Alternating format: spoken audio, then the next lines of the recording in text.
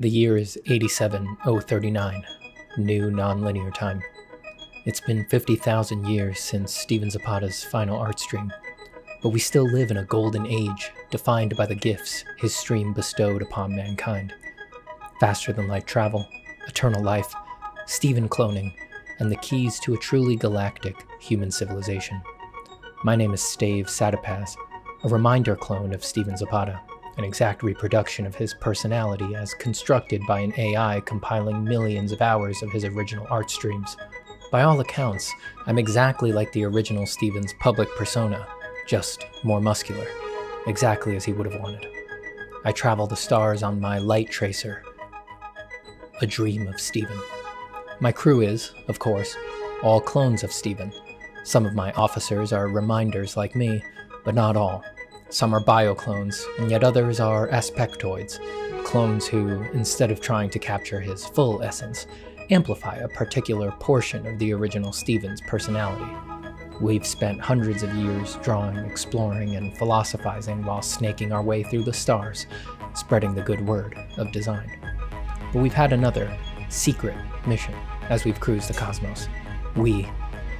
I seek information on the legendary originals, Stephen Zapata's true drawings that he flung wide across the stars at the end of his life on Earth, never to be seen again. My crew thinks I'm looking for them for the same reason all the other madmen do, because they would be valuable beyond all reason. But they don't know what I know, that a critical mass of originals in the hands of a trained reminder can provide a psychic link to the original Stephen mind. Once I collect enough, I'll be able to fulfill my destiny and achieve psychological continuity with the original Stephen. And through me, he will live again to usher in golden ages of art forever. Drawing Ascendant, the eternal chronicles of Stephen Zapata. Lasting Legacy 1, Epic 1. Who's that, Stephen? It's Gamghoul, Stephen!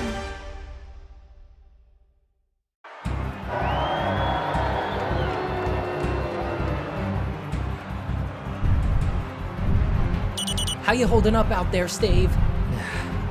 I'd say considering I'm fighting a Stephen who doesn't draw, I'm doing alright, really. Ha! Just try to keep everyone entertained while you try to keep your head. I need more time in Cathar Stephen's palace. I know the god Graphite is here. Somewhere in here. If I only knew where. Hey, no rush, man. I got this guy on the ropes. Trust me. Yeah! Nusenya Thunder, Duneja Madito, Dunya, Nanyata Da Giata. What?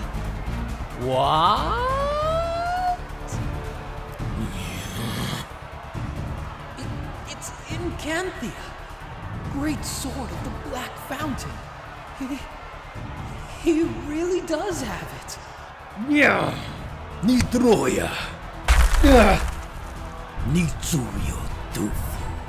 Gimya Tanta. Ata.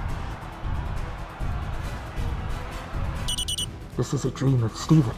Stave, are you there? Stephen, you got to the ship. How did you get past the blockades?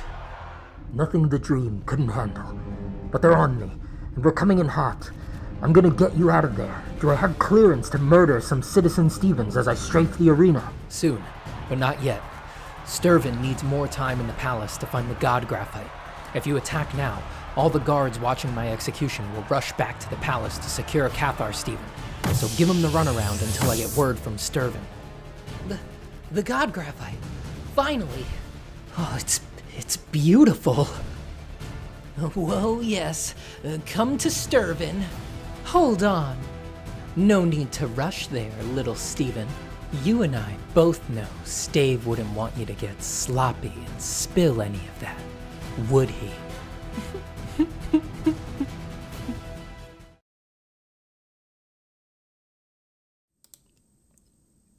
Wow.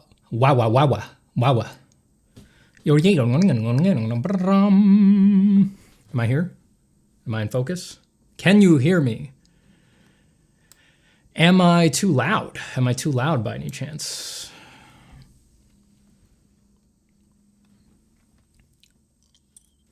Maybe I'm too loud. Diggle diggle. Put that over there. Put this over here. Actually, let me put, hold on a second.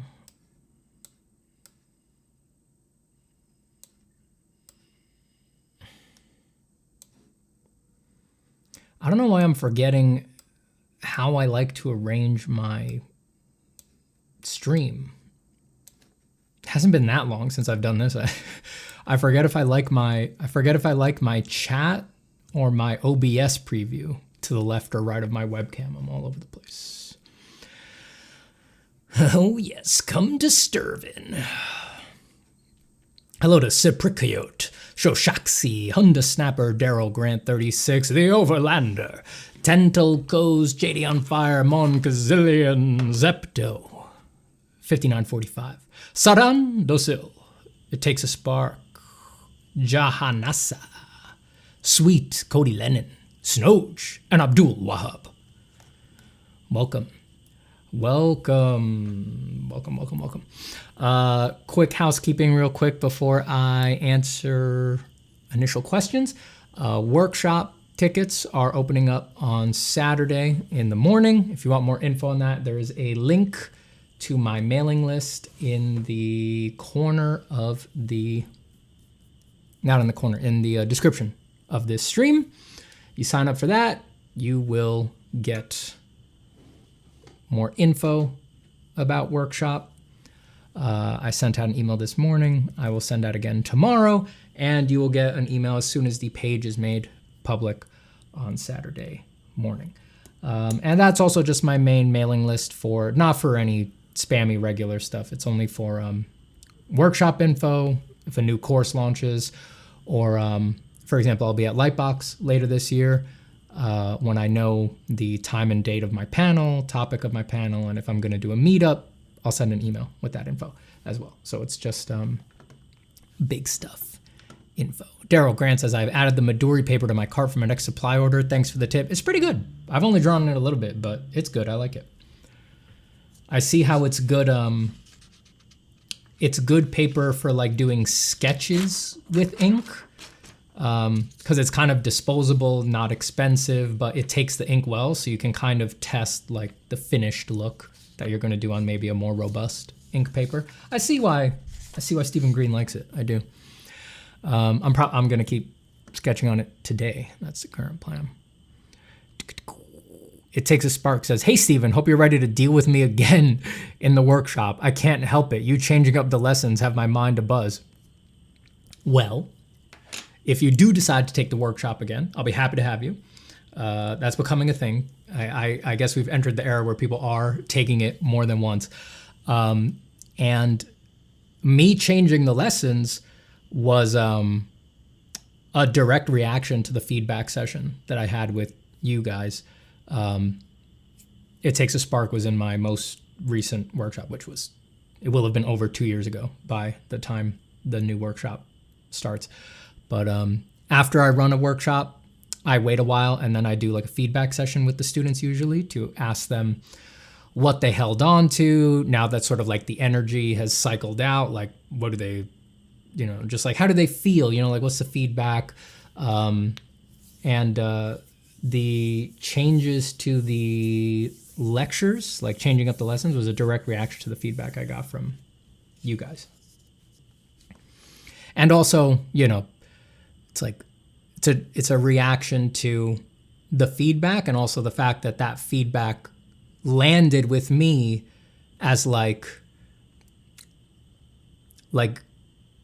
deeply true, like I already felt like I wanted the main talking points to be much more about the mental and the spiritual. So hearing you guys say that explicitly, I was just like, let's do it. Let's try. Workshop's always a little different. The kind of guy I am, I never want to do the same thing twice. So there's never been, the 2 workshops I'll teach next year will both be the same material. But the like from year to year workshops, It's always changed. It's never been the same thing twice. Always got to keep moving, baby. Keep changing. I think I got to turn my fan on.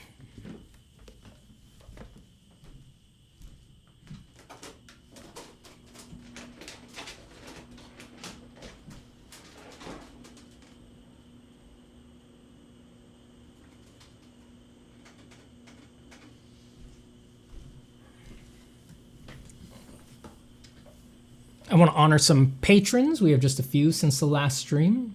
I want to give a big thank you to, whoops, their names had disappeared, to Kanita Yatsambut. Yatsambut. Kanita Yatsambut. To Nicolas Diasquez, that's Nicolas Diasquez, and Zingus, which is definitely something I've called my dog at some point. Again, big thanks to Nicolas Diasquez, Kanita Yatsambat, and Zingus. Sweet Zingus. All three of them are my loyal and savage acolytes. They are armored knights, always standing behind my throne. And when I pass my brutal sentences on people, it is often they who carry out the punishments. So thank you so much for keeping my hands clean. Thank you so much for doing my dirty work. Thank you so much for putting your money where your mouth is. And yeah, thank you for reminding my entire fiefdom that I will stand for absolutely no insolence and that I have no patience for people's disloyalty or honestly just their lack of total and complete love and adoration. Thank you for that.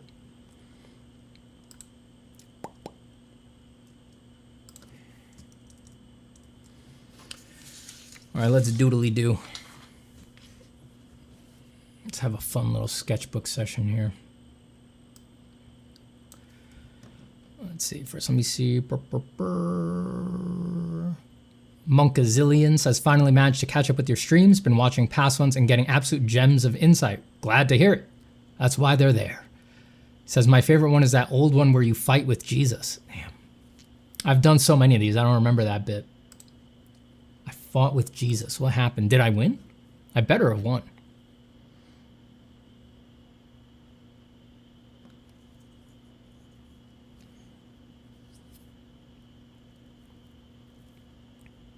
The Overlander says, what if you've taken the workshop but would like to take it again?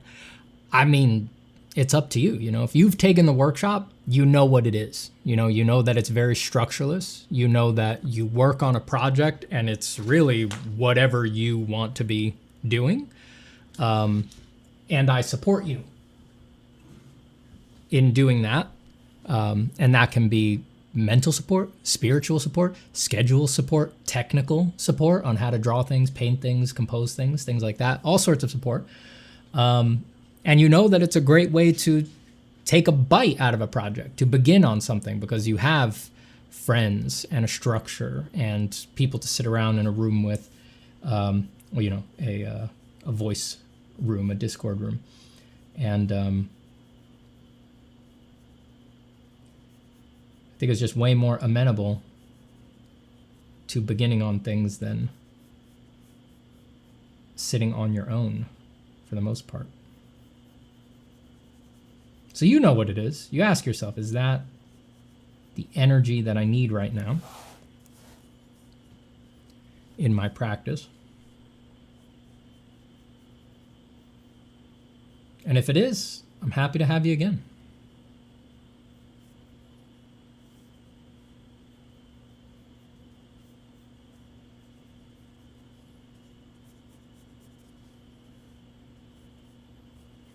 One of the testimonials that'll be up on the launch page on Saturday is from someone who took it twice.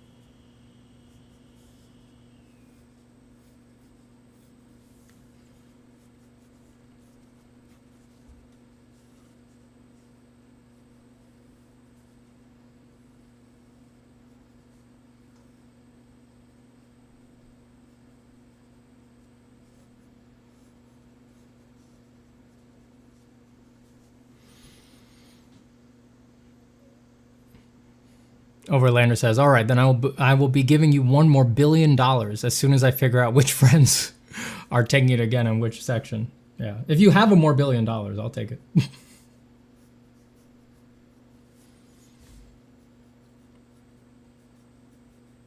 Just at the checkout page, click the box to pay custom higher amount and type in more billion.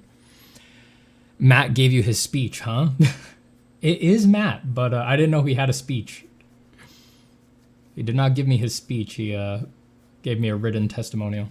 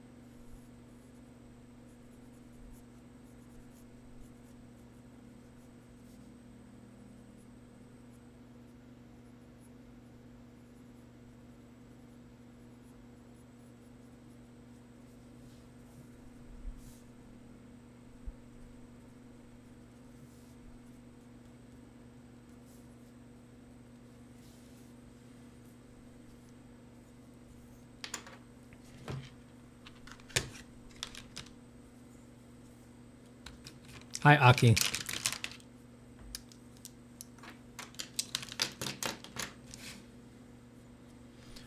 Cody says it's 10 seats per class starting in January. So I'm doing something I haven't done before, which is I'm going to do 2 workshops next year, basically back to back.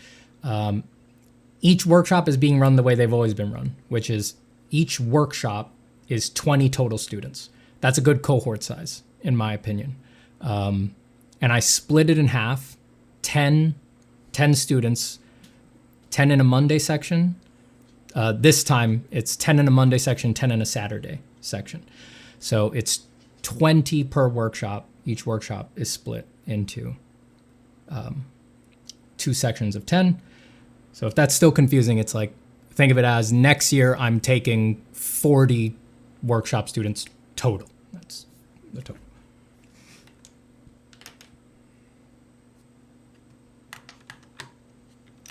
So when you attend class, you'll be with your section of 10. But when we're in office hours and when you're hanging out in your Discord, it's going to be with both sections. So the whole cohort of 20 will be mixed for those other things.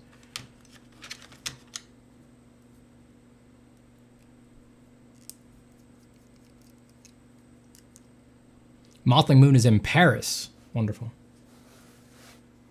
I've been to Paris. Wonderful city. Hello, Leaf Veiled Boy.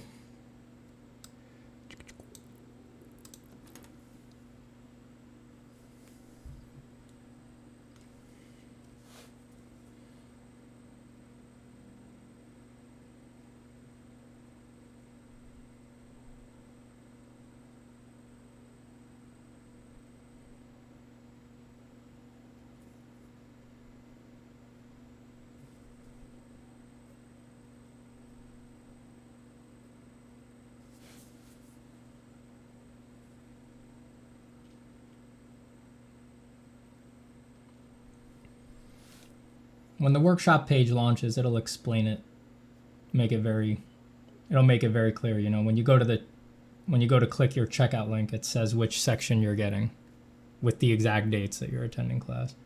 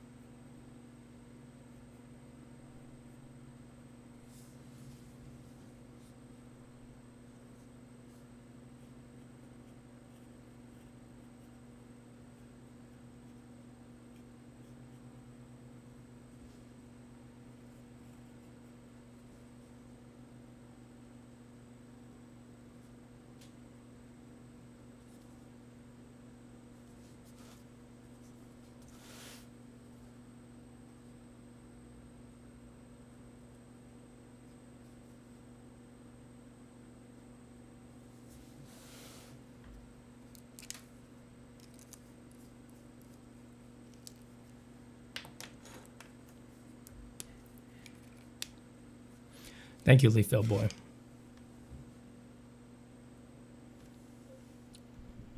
Abstract says, Steven, what drove your passion to continue to do art after all these years? And are you as passionate as when you started? I'm more passionate now, but it's kind of an apples to oranges comparison because this brush is dead. I'm passionate in a different way, you know? Like, when I was young, I was passionate in a very, like, well,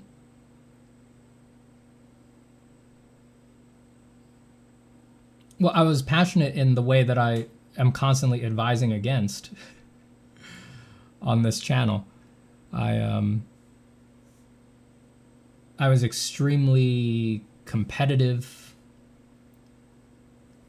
and ambitious, and I wanted to, I mean, I've been doing this so long that I've had so many like modes, you know, but there was definitely times where it's like all I wanted to do was crush others, you know. That wasn't the whole time, but that was definitely one of the modes. And you know, it was like the very dark side of ambition. It was that old saying, it is not enough that I should succeed, others must fail. Yeah. Just completely spiritually distorted by envy and the need for glory. And that looks like passion through some sinister lens. It definitely gave me a lot of vinegar, a lot of piss. It made it easy to not sleep. It made it easy to practice for all hours of the day, which made it easy to endanger my life and the lives of others with great regularity.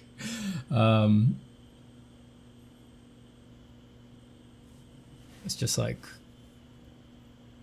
you know, the worst mental state any artist in here has been in, I've been in it. Now I'm passionate in a different way. Now my passion is much more based in compassion.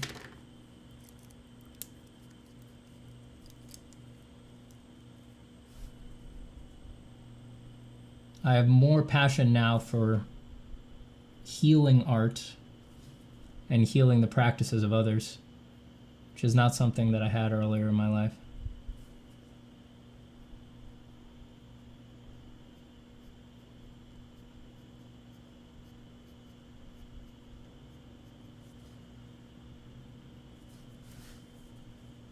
And I'm very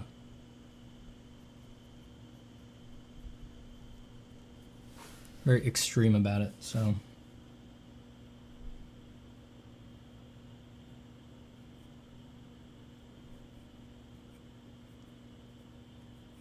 it does still have that twinge of darkness and madness to it. It's not all light.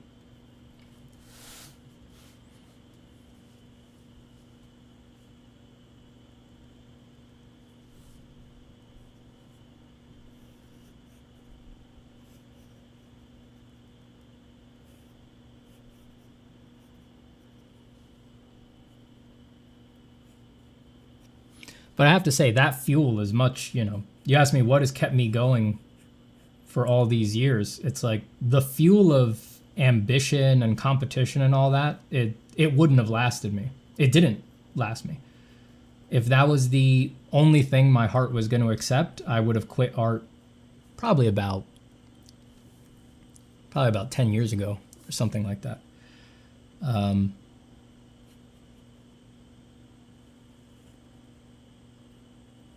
You know, my newer passion is much more robust fuel. It burns much cleaner. It doesn't damage the engine. It cleans the engine.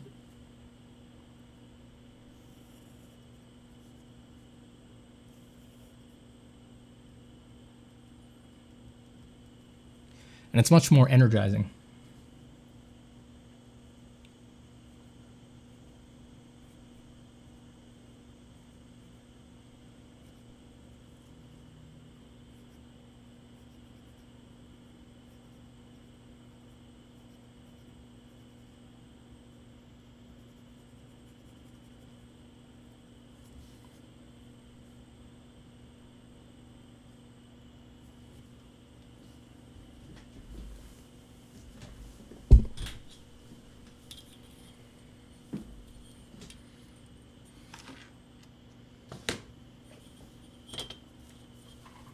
Hello, Savior Centaur.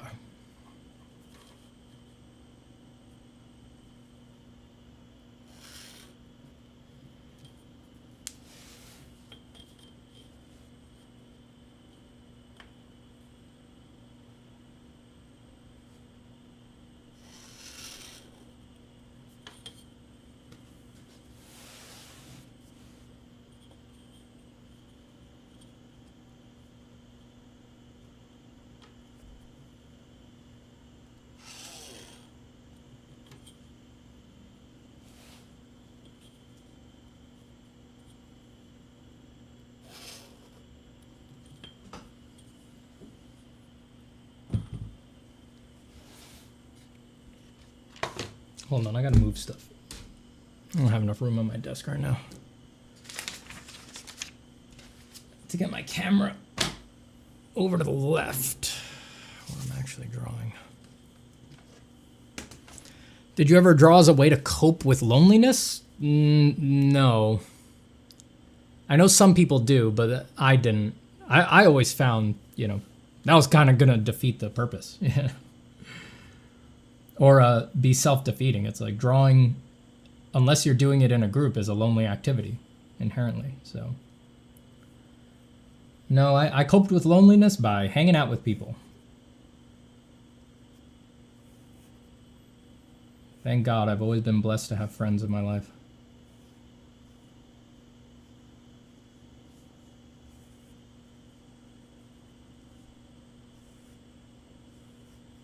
If you don't have friends right now, my heart goes out to you. But that can change anytime. You never know when a friend is going to come into your life.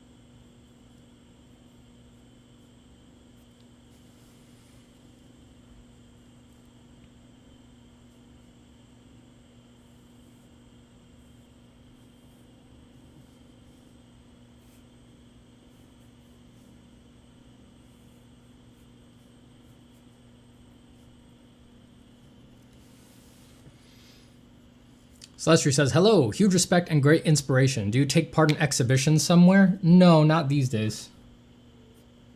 I've only had stuff in exhibitions a couple times, little things here and there.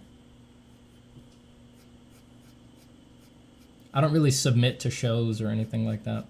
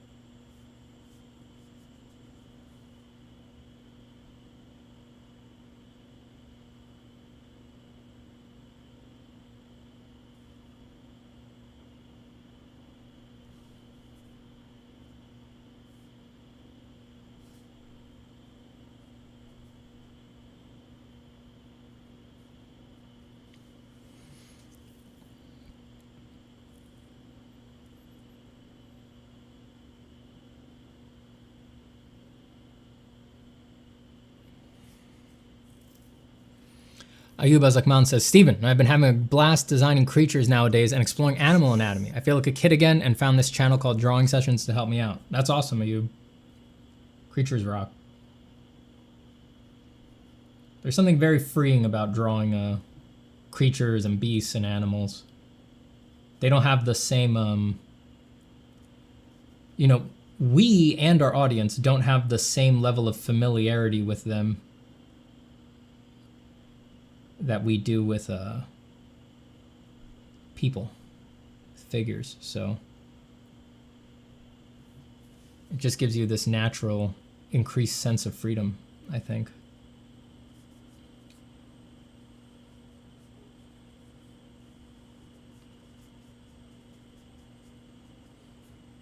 Lets you actually explore like what it's supposed to feel like to be freely designing. Once you get over the initial awkwardness of drawing animals, of course, which can take a while, but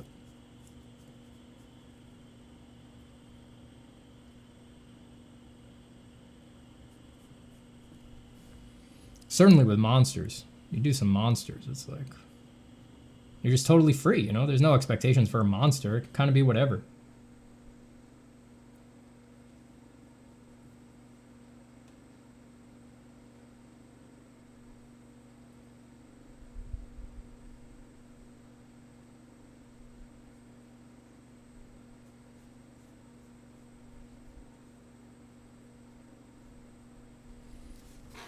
It's a great context for playing in the abstract and just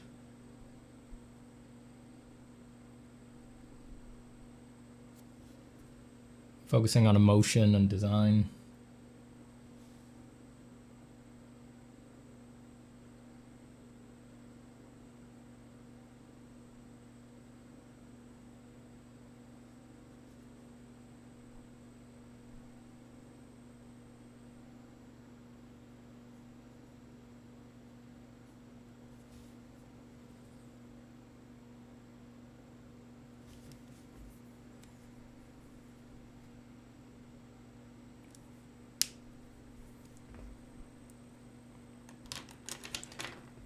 Takes a Spark says, lately I've had some strange experiences with art that have broken whatever illusions I had. Have you found exploring the subconscious to be a wellspring that never ends? I'm worried it'll go away. No, it never ends, brother. It never ends. Once art opens that door, the depths are fathomless. The eternal mysteries will come spinning out of the audient void, day after day, year after year. Sometimes you'll think it's gone away. You'll trick yourself, you'll say, I was delusional, it wasn't real, or, oh, I've got it, I reached the bottom, and then it's not worth it. I'll just let it go. I'll just leave it be. Live a normal life. And then you'll be doing the dishes, and it'll all come crashing down on you again.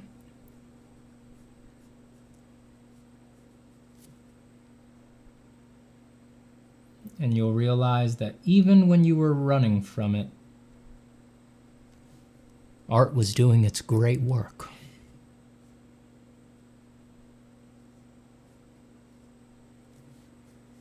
No, there's no escaping it.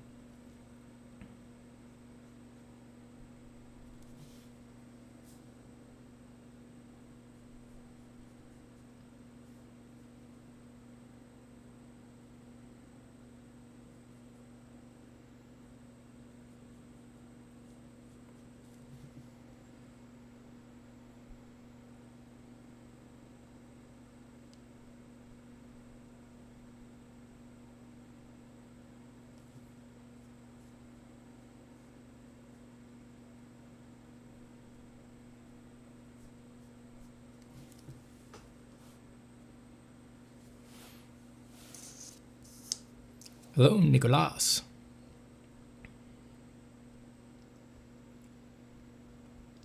Celestri says, would you describe yourself as well-read in philosophy and history? You seem that way. No, I would not describe myself that way.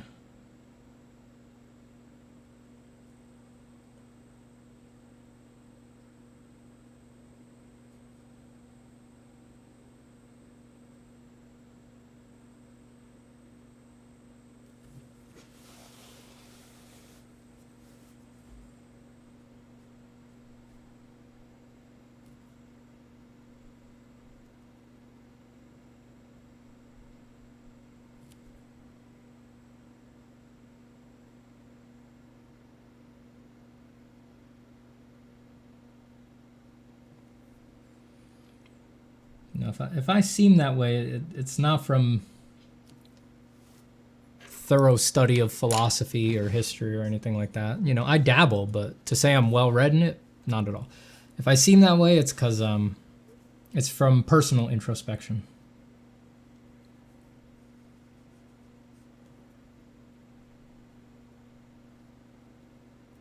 Nothing was ever seized by the intellect that was not first seized by the heart.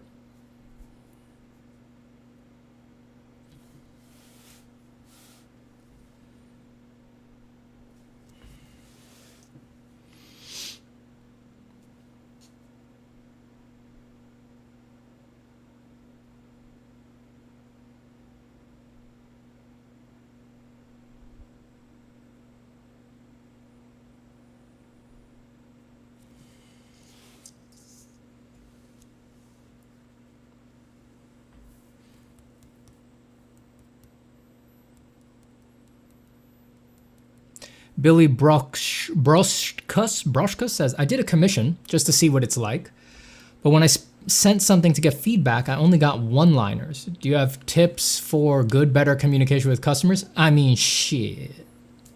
If you get feedback that's only a sentence or two here or there, and then you still get paid, and you finish the commission, what's the problem, baby? That's all right. That's better than getting the 6-paragraph description of a total redo. Roll with it, brother, because the other option's coming. You won't avoid it if you keep doing commissions.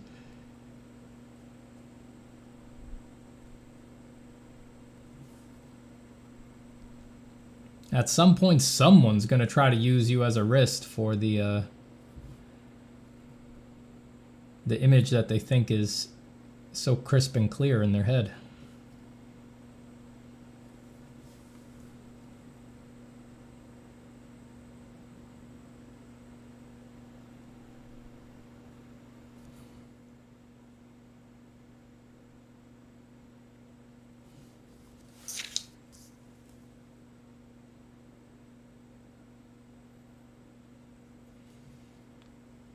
In terms of just like general tips for communicating with clients, the one that I always give is this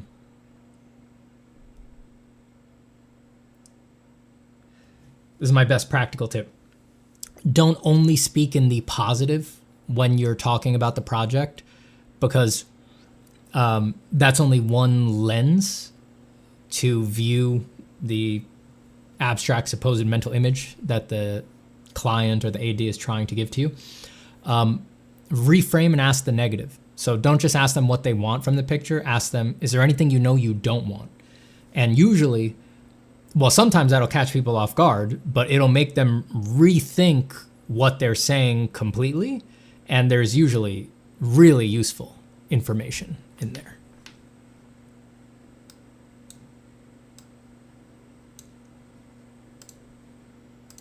Oops. Hold on, my Windows got goosed. Why? Why? Why?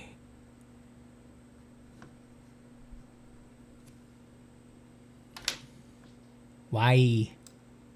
Okay. All right, that's better.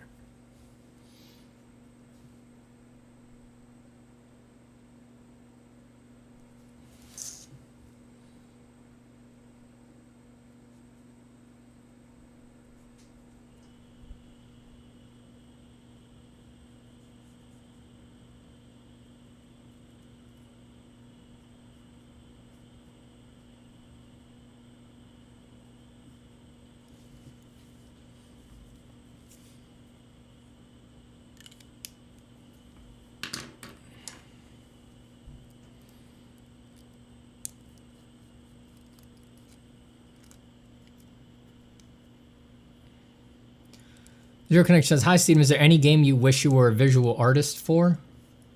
Any game that I wish I was a visual artist for? Well, it's easy to say that about any. You see, I've done the job, so it's easy to say that about any, in abstract, about any cool game, right? It's easy to see, you know, an Elden Ring or whatever and be like, damn, I would have loved to work on that, but that's not the job, you know. Just saying that is not the job. If I knew the details of what it's actually like to work on Elden Ring, it's quite possible that I'd be like, shit, I don't want to do that.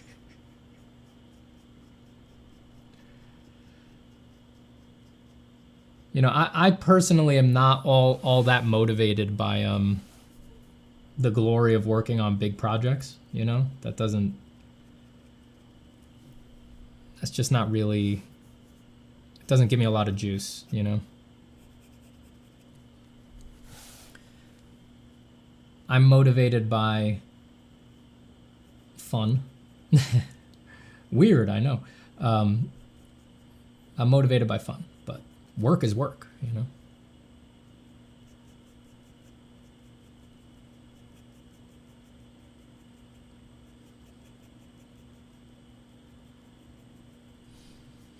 So if I just simplify what you said, or not simplify, but take it from a different angle and say, just what recent games do I think look really cool?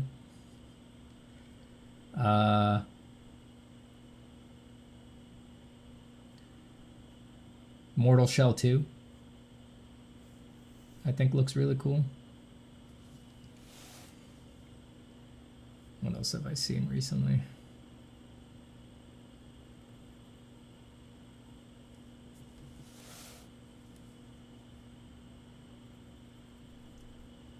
That's kind of all that's coming to mind right now.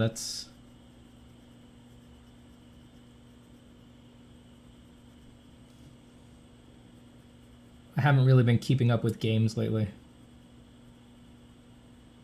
I haven't been keeping up with anything lately. I've been monk mode lately.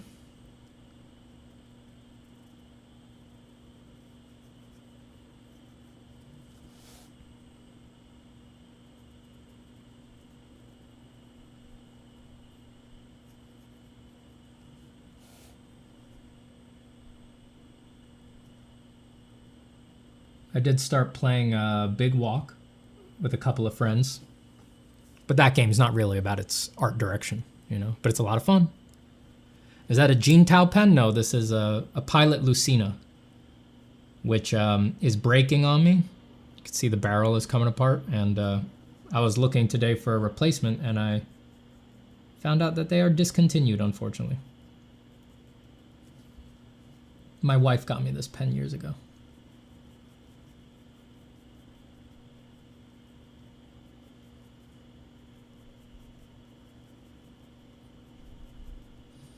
I love this pen. I've used it for many hundreds of hours over the years.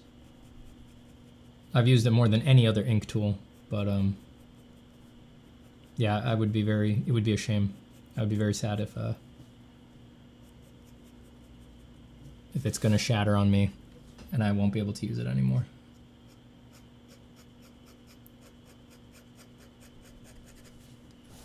I will honor it by using it a lot until it dies.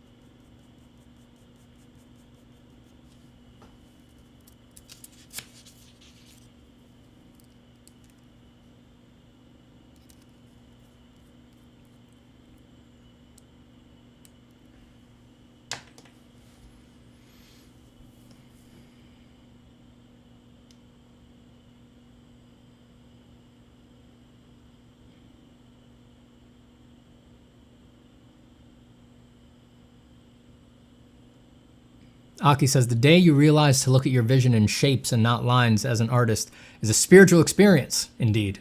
You think, how could you not have seen what was in front of you all this time? All this time.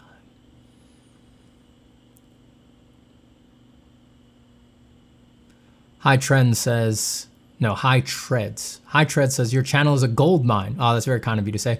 Just wanted to say thanks for all the insights. Been very helpful in getting me to dispel negative feelings around art and creation. Yes! That's what it's all about, baby. That's why I'm here.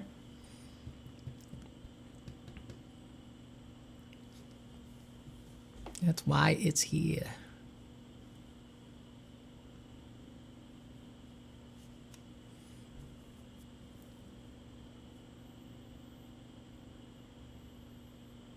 Are you into Oddworld at all? I think you'd like some of the creature and character designs. I don't know what that is.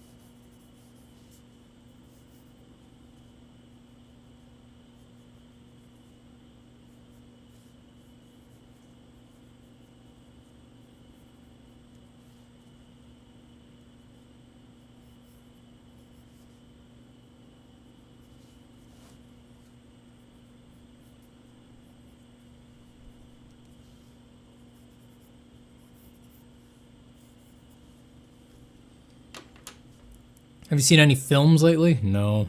I almost went to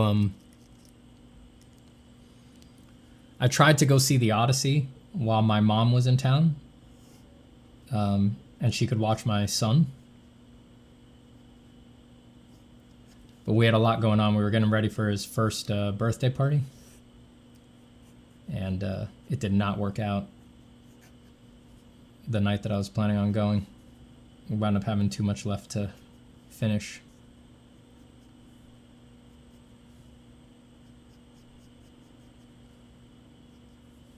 All I've been watching is Girls, that HBO show, that now old HBO show, I guess. My wife wanted to rewatch it. It was one of her favorite shows back in college. And I remembered it vaguely, you know, I would catch a bit of it every now and then when I'd go over back in the day. But I had never really seen it. So I said, screw it, I'll watch it with you.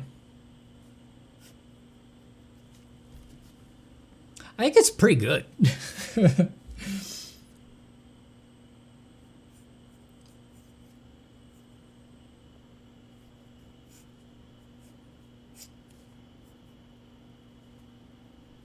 And the Girls is pretty good. I found myself laughing harder at it than I have at a lot of things lately. You know, I think it was like, you know, it's just like a lot of humor that I don't think people would really do anymore. You know, it's cliche to say, but like a lot of this shit I don't think you could get away with today.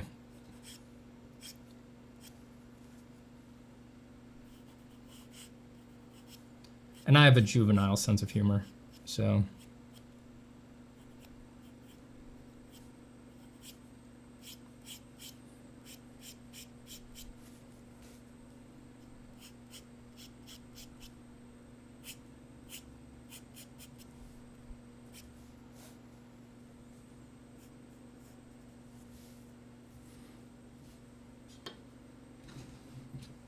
Thank you, Stefan. Step up.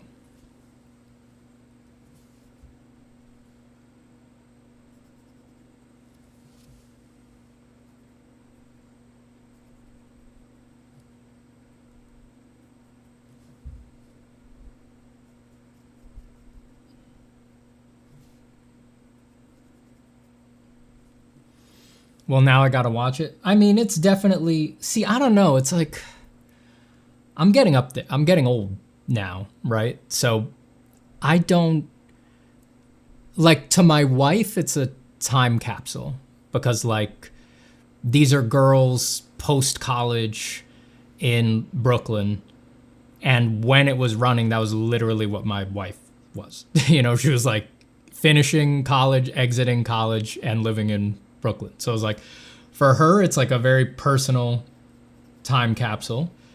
And for me, it's like I was dating someone who was that, so I can relate to it on that level. But then also, yeah, it becomes a time capsule for like humor of that era, which if you're not of that era, our humor, our millennial humor is, a lot of people just consider it extremely cringe and awful. But so it might not hold up for anyone who's not from then, you know?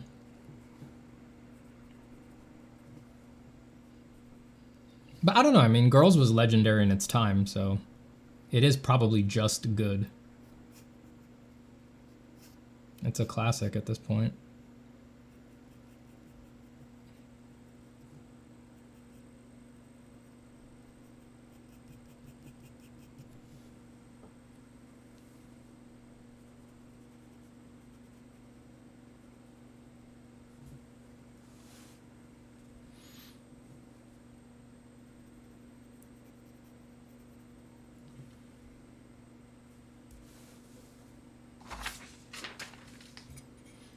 Hafu says, hi, Steven, and your Zapataverse is AI the main villain. I will not be giving out spoilers on the extended Zapataverse in this stream.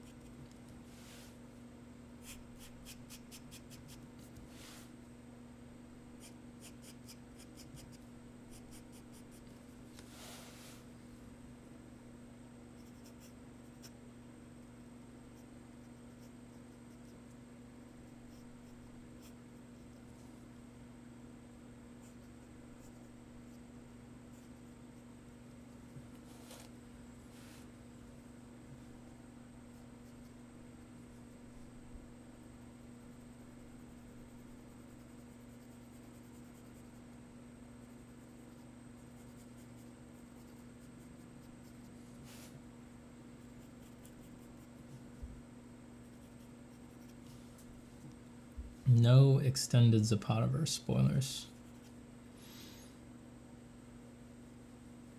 Hello, Saman.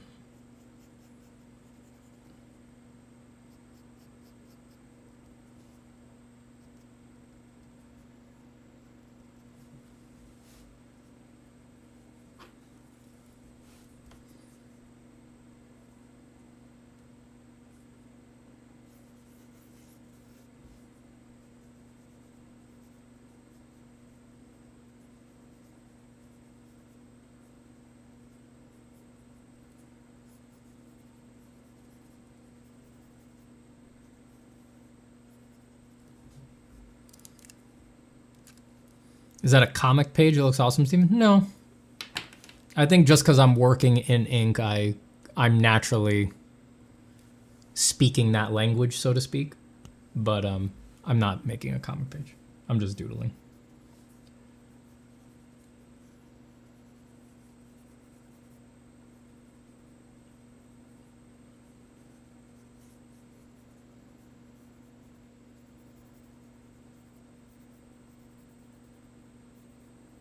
Nothing more fun, more relaxing than just doodling around.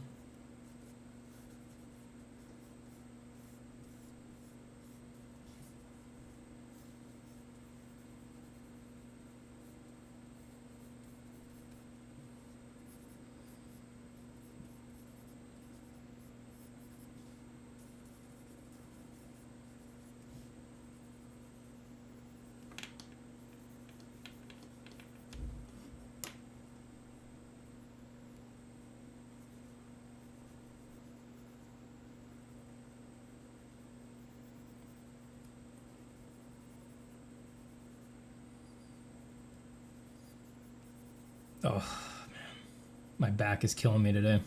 I'm feeling it today, boys.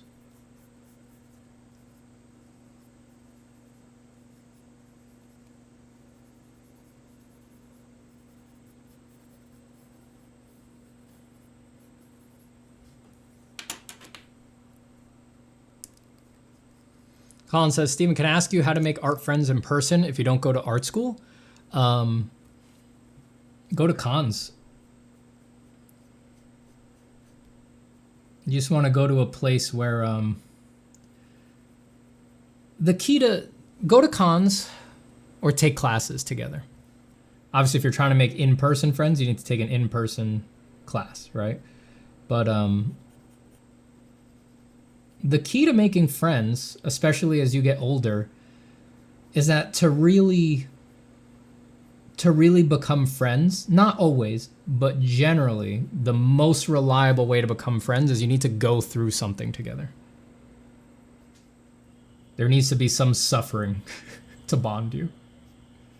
Again, that's not the only way, but it is certainly the most reliable way. So take a hard class. Or I don't know, do some Tough Mudder. Show up at a Tough Mudder and at the starting gate scream, "Does anybody like to draw? I like to draw!" And then see if anybody bites, and then do the Tough Mudder together, and then after that, you'll be great artist friends.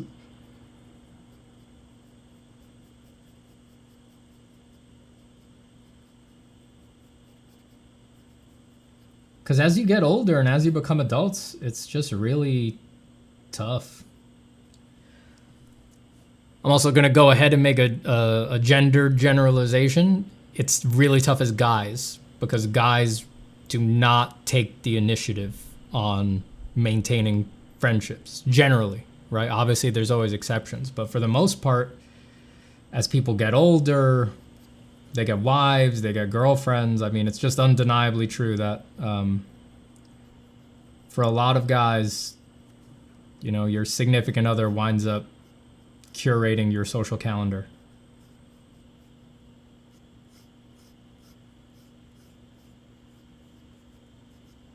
And if you're lucky, you've got one who will identify that you have made a possible friend, and they will help you. Your partner will help curate you towards developing that friendship. But if you don't have that partner, then yeah, I mean, I've literally, like, I mean, damn. I've been to like barbecues with like I've been to like barbecues where, you know, I get talking to a group of guys and it's like, oh, hey, we all work in video games. Like, oh, I work at Studio A, I work in Studio B. Oh, no shit, really? You know, I used to work there. You know, I used to do this. Oh my God, you're a concept artist? No way. Oh, I tried to do that, but no, then I went into this part of video game production instead. Like, how are you not going to become friends? Leave the barbecue? Never hear from these fuckers again. Never talk to them again. None of us ever talk to each other. That's just how it goes. It's like, it's super hard. As you get older, it's like you've already got a life. People are set in their ways. It's like even if you really hit it off with somebody, they were cool, you know? But a barbecue is not a class. We didn't go through something together, you know? Now, if I had survived a class with those dudes, I'm sure we'd still be talking.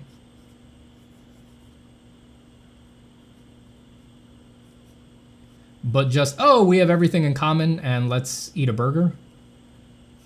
Yeah, that's not going to create a friendship. Not in most cases.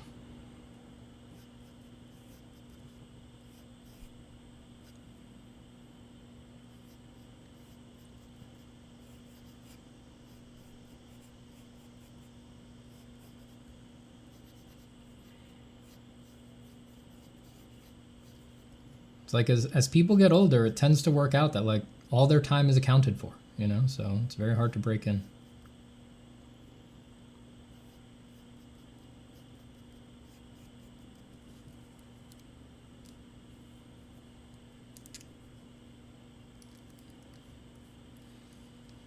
Here's another classic Nemogtist single line piece of slam poetry. All right, here it is.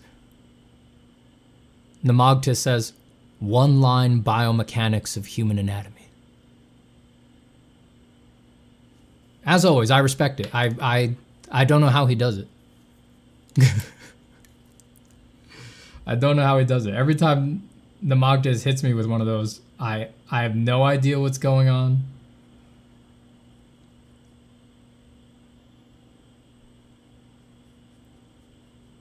It's like, it doesn't feel like a non sequitur, but it is a non sequitur.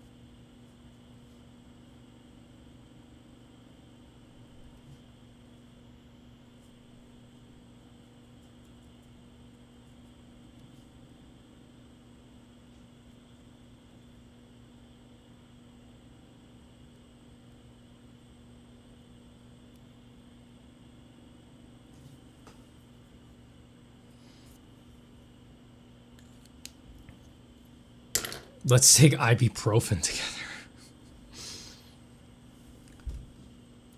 I now need a Zapataverse crossover with the Jadakarverse. I don't know what that is. What is a Jadakar? Isn't it that something from Dune, the Jadakar? Colin Gallagher says, well, my parents got stuck together in Brooklyn on 9/11, so I believe you. Damn.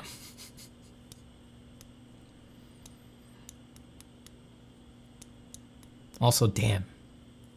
You weren't even born yet on 9/11? Fuck. I remember 9/11.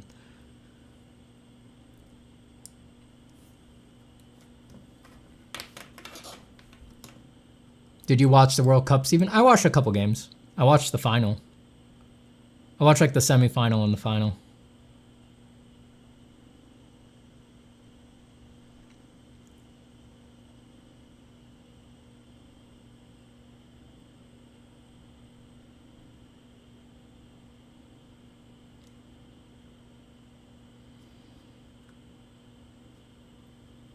Tyrannosil says, that's what I've been doing, going to life drawing events. Not a super chatty environment, though. Yeah, generally not.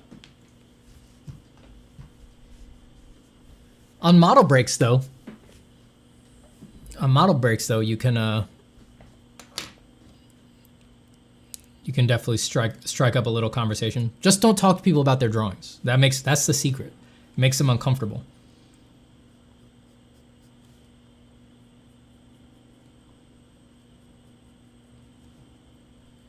If you're striking up convos at life drawing, like, feel free to talk about art, but don't talk about their art that's on the board.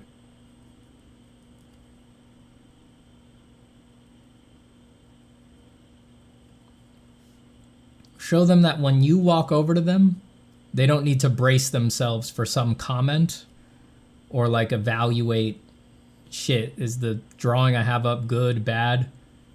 Show them you don't give a fuck, and then they'll be able to relax.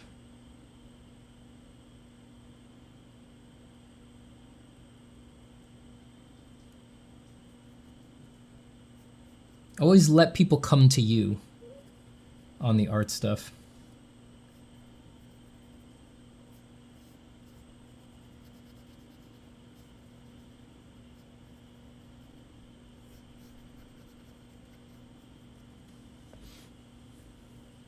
Sardaukar is from Dune. That is why it sounds familiar. Did you read All Tomorrows? Oh, I skimmed it years ago, like when it first got popular. I didn't read it. I remember it being pretty long. But I think it came out when I was in college, so reading anything seemed prohibitively long back then. I didn't have time for anything but schoolwork.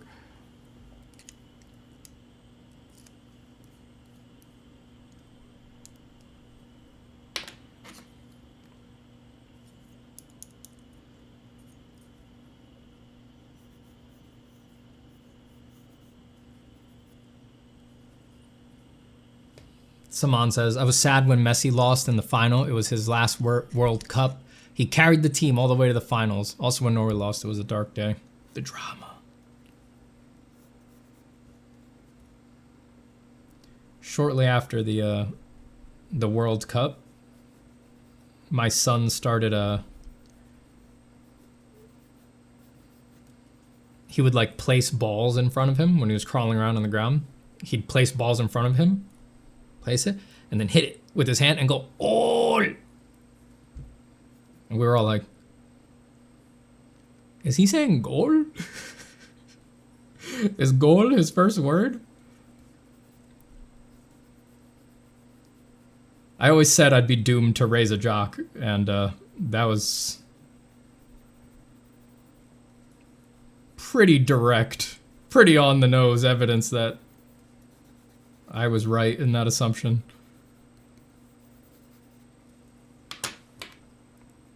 I'm telling you, man, like day after day after day, all.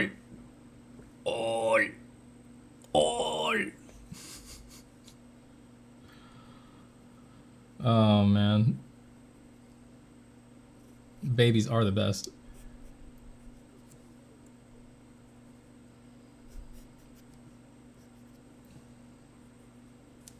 I mean, I never could have invented anything cuter than that, you know?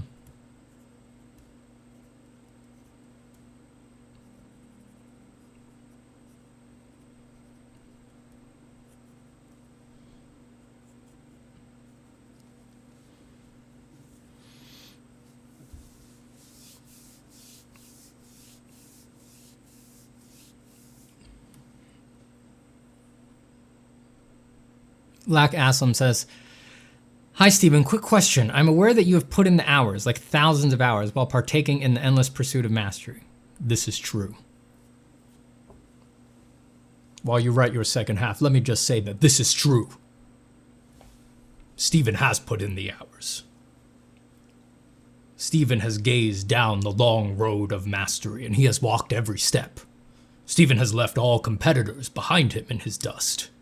Stephen is potent, imminent, endless in his capacities, vibrant, powerful. Lack says, but there is also a realization that to be an artist is to live life, and the contradiction of depicting life while being unable to participate in it bothers me. How do you find the balance?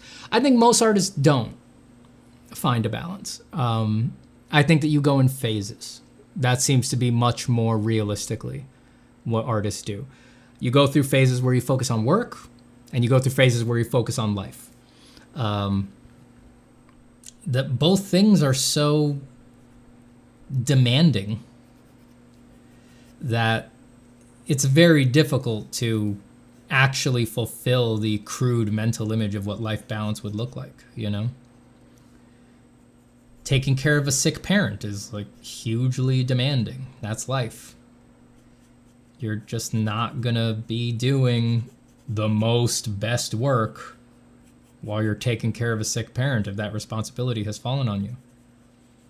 And if you then decide, all right, I'm going to make a piece of art about that, you know, later after they've recovered or something like that, when you're out of that phase in your life, I'm going to make a painting or a graphic novel or something like that out of my experience being a caregiver, that's going to be a huge undertaking. And it probably needs to be done with the hindsight of time. You know, it's probably going to be very difficult to do it. It's probably going to be very difficult to do it in the moment while the emotions are hot. So, yeah, I don't think true, or at least I don't think the naive image that a lot of people have of work-life balance is usually what people wind up living. Their phases. And if you can accept that, then I think it can make it a little easier to accept when they come, like, I'm in a life phase. So maybe I'm only going to draw 2 hours a day in this phase, 1 hour a day, half hour a day. And that's all right. I'm not going to beat up on myself on that because shit's going down. And then you can also more earnestly buckle down when a work phase comes and be able to say, look, family, friends, whatever, I'm going to say no to you about stuff, but it's not forever. All right. I need 6 months. I need a year to do this thing. And, you know, they'll probably be more amenable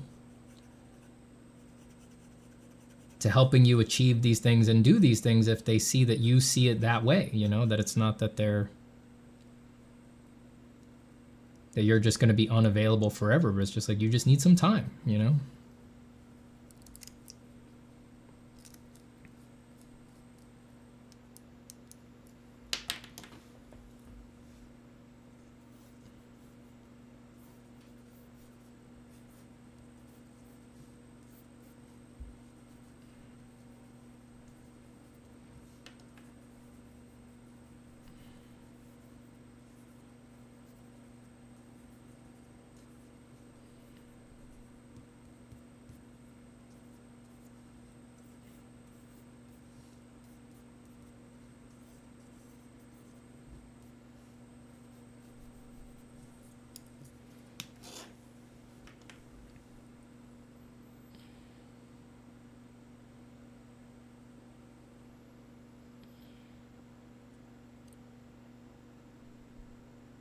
Josh Uwa says, I have a 4-month-old. I used to be able to draw 3 hours each day. Now I squeeze it in when I can as much as possible. What else can you do? It's all right. You know, don't be hard on yourself. I had a long period. First 3 months with my kid, I sketched a little bit first 3 months with my kid. Like when they'd be asleep, you know, I'd whip out the sketchbook and draw my baby a couple times, you know, and then it was time to clean bottles. A little bit of drawing here and there for like the first 3 months. And then like 3 to 6, that was a long time where I would just work at night, exhausted, after doing a whole day with the baby. So it's like I'd be taking care of my kid for, I mean, there's like streams from this time where I talk about it, but it's like, you know, I'd be taking care of my kid 10, 12 hours, and then I'd just, you know, pour a cup of coffee at 6 p.m. and drag my ass up to the studio. And basically just to keep the habit and, you know, my personal joy in art going, I would just sit there for a few hours from like 6 to 11, 6 to 10, something like that, and just draw shitty for 4 hours or whatever. And I knew, you know, I knew, and in that time, there were days where I did beat up on myself for it, for drawing shitty, right? For doing very bad work, being unable to focus, things like that. There were days that I beat up on myself because I was tired and all that, you know, you lose your center. But most days I was able to remember, like, this is just a life period.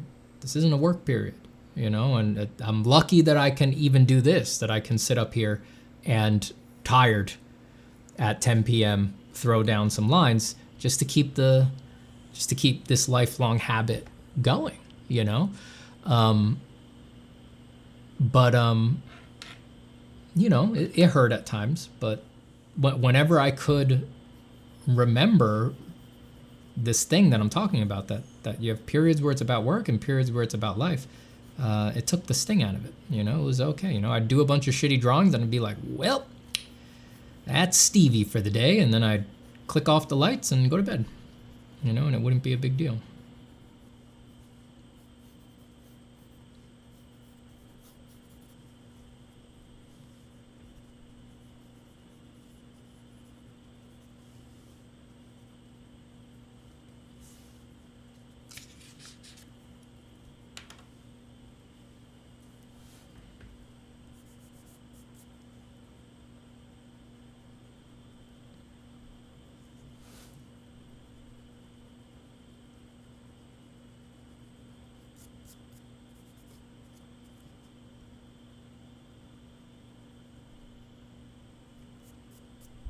I'm just seeing how the Midori paper erases.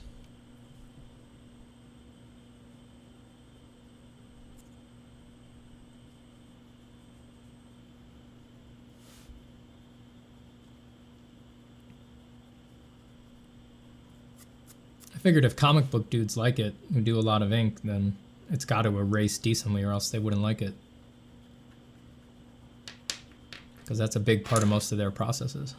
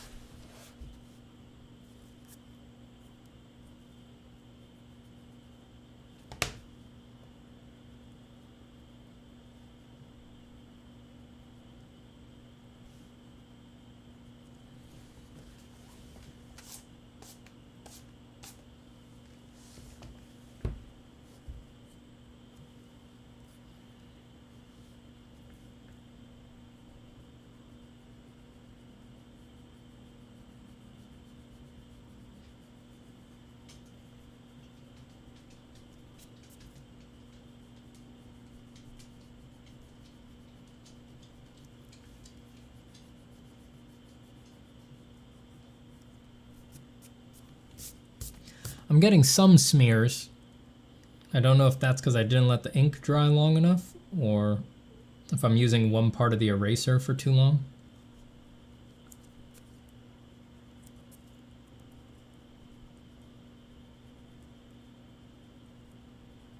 My guess it's just that I'm not letting the ink dry for long enough, because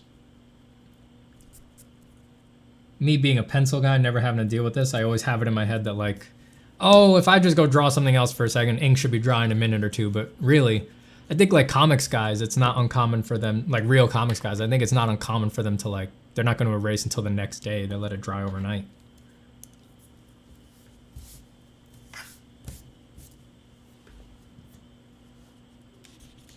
If I had coffee at 6 p.m., I wouldn't sleep for a week.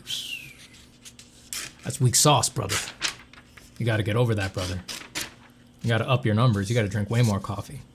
I would drink that. Well, first off, I drink 2 cups of coffee, big cups, big mugs of coffee at 6 o'clock. Wouldn't even fucking help. Wouldn't even wake me up. I'd go to bed at like 11 or midnight, and I'd be asleep like a baby in 2 seconds. Like, well, not like a baby. I'd be woken up by my baby in about 20 minutes.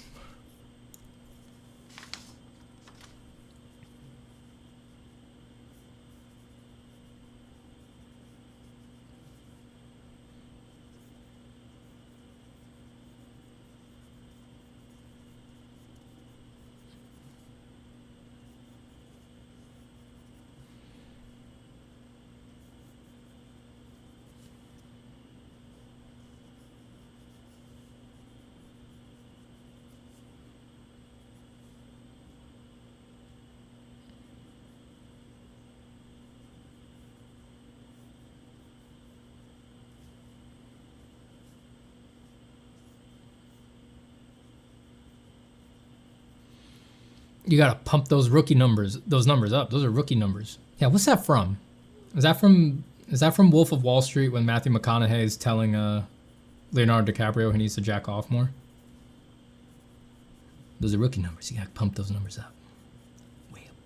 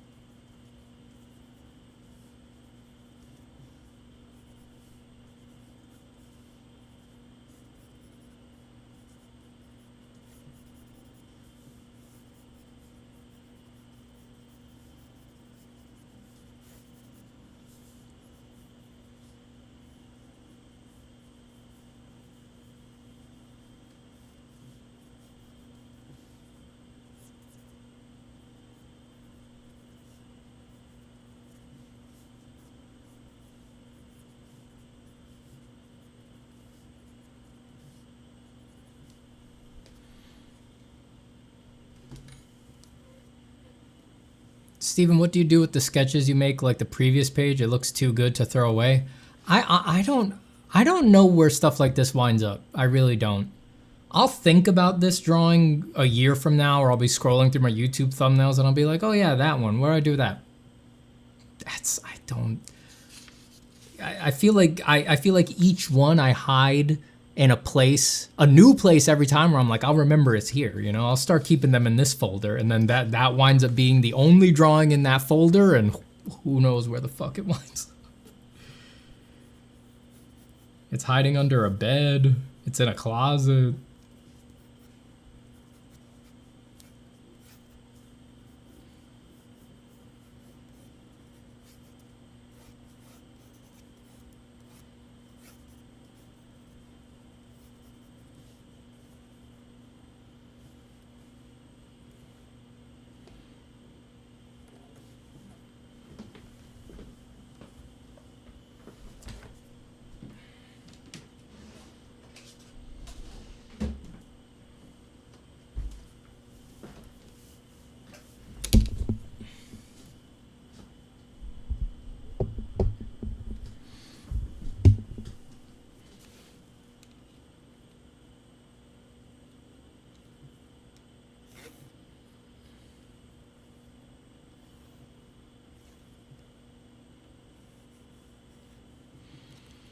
Would you ever give them away or sell it to us? I'd love one of those. I don't sell my drawings. I may someday, but today, right now I don't. I do give my drawings to friends every now and then.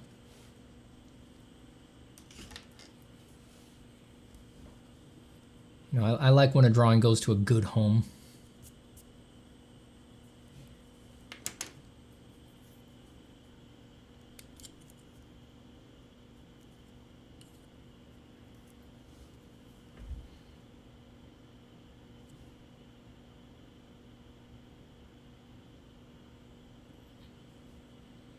Usually when I give a drawing away, though, it's not,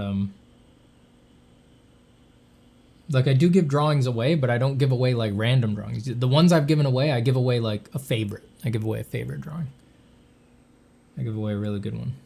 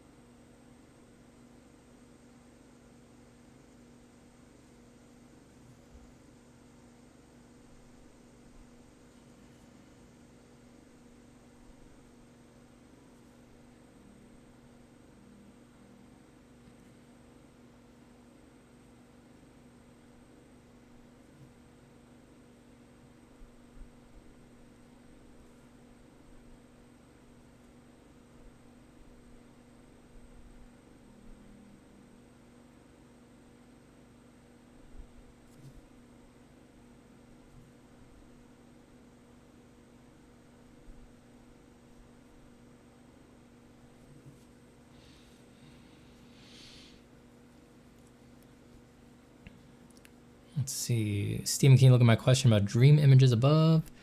Nope says, did you have trouble drawing from a dream image? For me, most of the time, what I draw from a dream image only comes out if I'm drawing without thinking about anything. I'm not sure what you mean. Do you mean like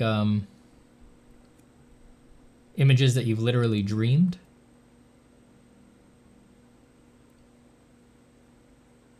Or do you mean like when I talk about the dream images here on stream? Because the trademarked phrase "dream pictures" that I use here on stream has nothing to do with like sleeping dreams.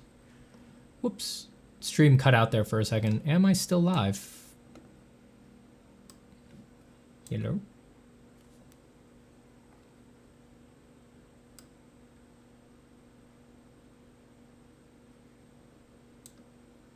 Am I still here?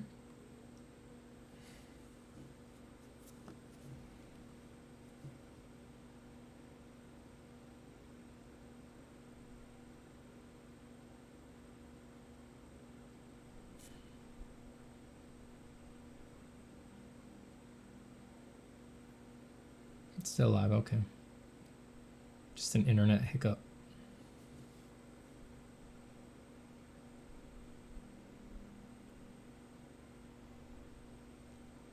This internet has become increasingly unreliable, but we're getting new internet around here very soon. So I actually think next month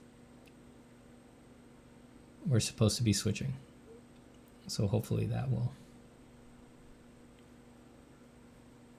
put a rest to these issues.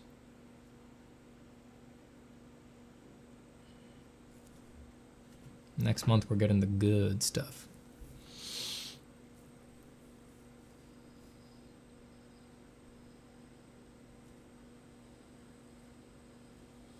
If you're asking like literally, do I ever draw stuff that I've seen in dreams, or you're saying that you have trouble with that, I never do that.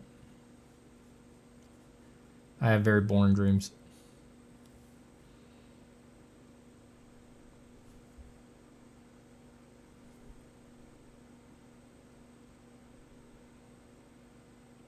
You know, I really don't give much weight to the stuff that I see in my head either. If you watch my most recent video, The Beginner's Core Delusion, there's like a digression in there where I talk about how I don't think the mental images we see in our head are actually as robust as we think they are. That's my opinion on those things. I think that we're being tricked by dream logic. The initial flash of inspiration, the mental image that I get in my head when I'm like driving or in the shower or something is just what I said. It's an initial flash of inspiration. And I appreciate it for that, but I don't get hooked on it. I don't try to seize that thing and then carry it through to a final. I don't think that's possible. You know, I start there and then I develop the picture through work and by reacting to sketches.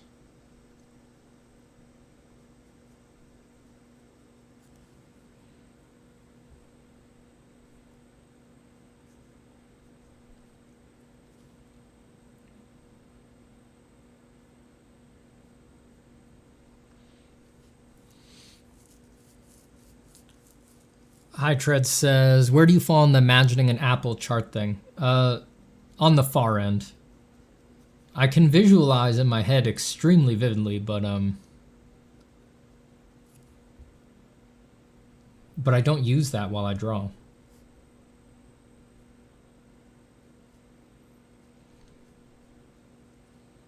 I think maybe it's possible that capacity is like being unconsciously used by the drawing practice, but I don't sit there and like this harpy or whatever the hell this is. At no point while sketching this have I taken a second to pause and vividly visualize this harpy like a 3D model in my head. If I do it, I can, right? I can imagine skin texture and lighting and all of that. Again, I'm a little dubious of all those things. I think it's dream logic. I think it's like in the same way that in a dream, if there was a harpy, it all feels completely real and solid. But if you became lucid in that moment where the harpy's in front of you, for a split second, you'd probably recognize like this thing's all fucked up, right? So I think dream logic is having an effect there. But yeah, I can visualize it, but I don't. It's just not part of my process.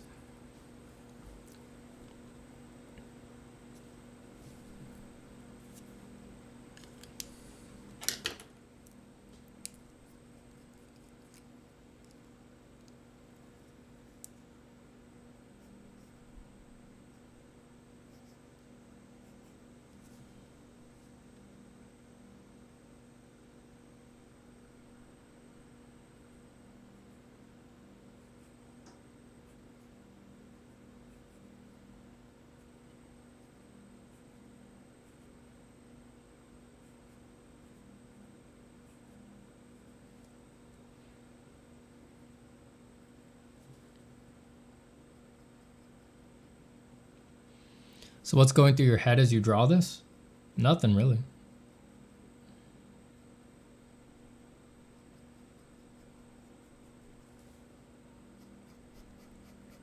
On stream, mostly what I'm consciously thinking is about whatever you guys are saying. I don't think about the drawing. If I hit a snag, I'll quickly run a diagnostic to address the snag, but for the most part, I just draw completely automatically on stream.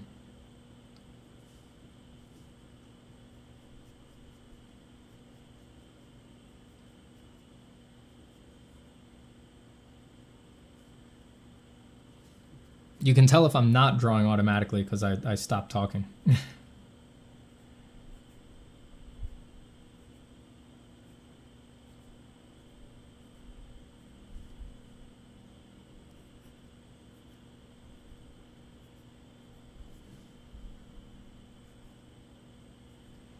That's the beautiful thing about drawing. You don't actually have to think about anything or be terribly involved in the process. You can just let it run. And it'll still do what it do, man.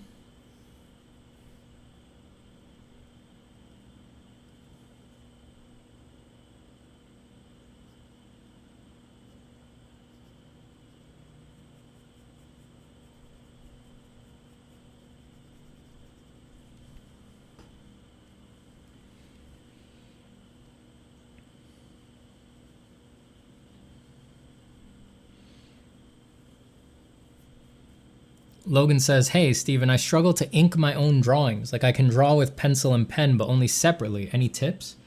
I mean,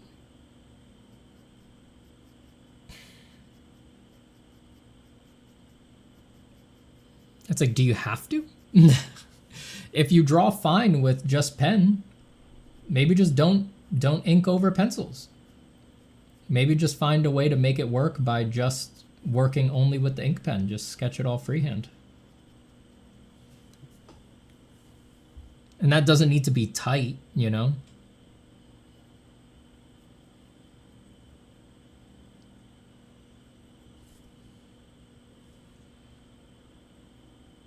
You know, just because you're working in pen without an underlay doesn't mean you need to, it doesn't mean you need to be doing tight lines as if you were working with an underlay. Or it doesn't mean you need to draw like Kim Jong-gi, who was very precise without an underlay. You're totally free to draw extremely expressively. Just directly with your ink pen. And those can be finished drawings. Who says those can't be drawings? Of course, the problem is if you say they can't be finished drawings, if you want a very tight look, but, you know, where's that desire coming from? Inspect it. If you're more relaxed, if it's more natural for you to just work directly with the ink, why not lean into that? You know, why not?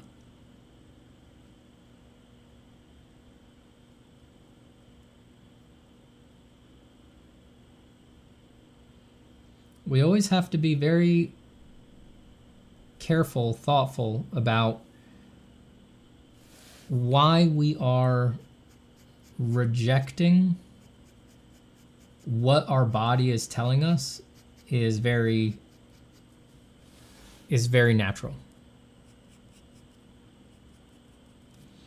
You know, often we take it for granted because it comes easy. And we instead get obsessed with doing what other people do and things like that, and we put too much value in that because it comes hard, you know? It's like, oh, it's playing hard to get. I'm naturally attracted to it. And the skills that are right there already under my hand is like, yeah, whatever.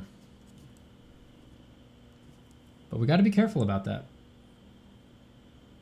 We really got to ask ourselves why we're doing that.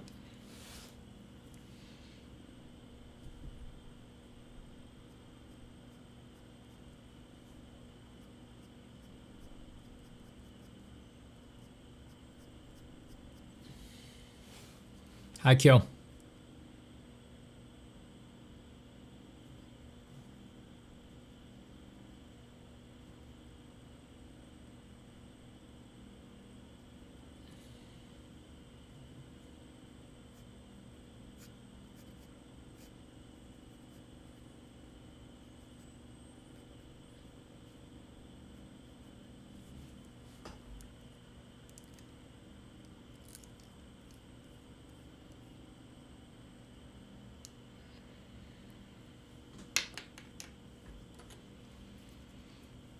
Damien says, I turned 30 on Sunday, and I feel like I don't know what direction to take with my art professionally. I teach and I enjoy it, but I feel like I could be doing more. Any advice on gaining clarity?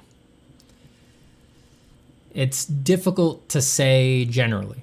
This is a very specific problem. So without knowing your specific situation, it's tough. But generally, what I find for people with these problems is that there's something else in your life that you think doesn't belong in the art, and it needs to get into the art. It's in your blind spot.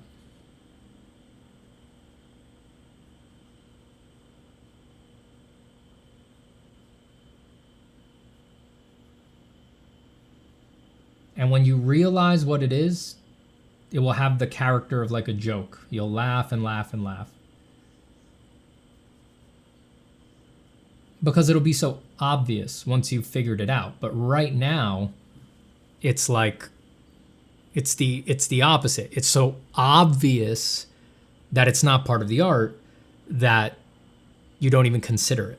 You're not even thinking about it. It's in a total dark corner of the mind, of the art mind. But for most people, you figure out what that is, and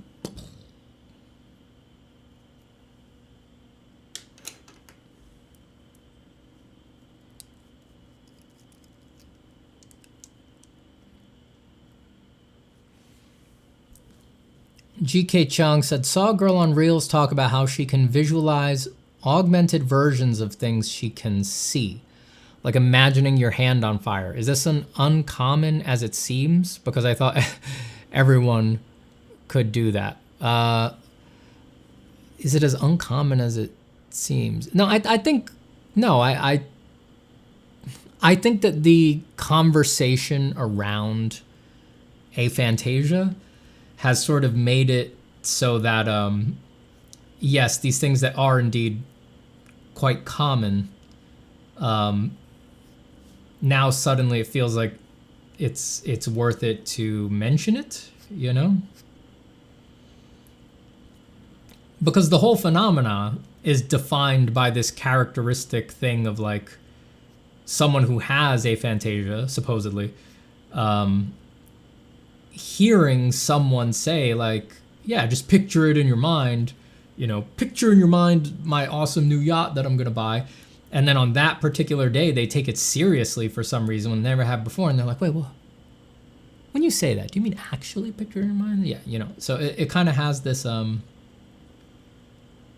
that characteristic.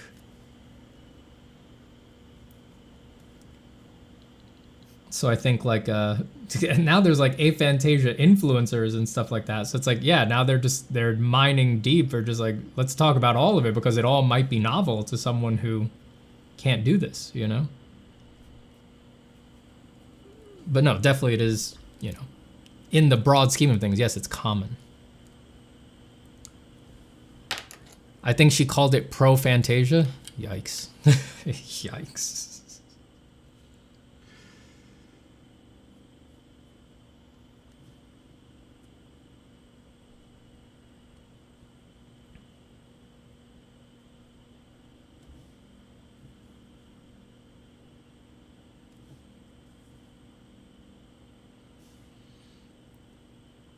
It's like one way or the other. I don't know. I find it all kind of almost uninteresting. It's like, well, I love mental stuff like that, but I think the conversation around aphantasia is like, I don't know. It all got blown up so weird and like big. It's like, as long as you can imagine things, and I don't mean visually, as long as you can imagine things, then you have the core human ability to imagine, and you're good, right? It doesn't really matter if you can't do it visually. If you can somehow imagine, take it away from art, because I think even there people load it. If you can imagine an argument with your boss about what you just fucked up on, you're good. You can imagine things.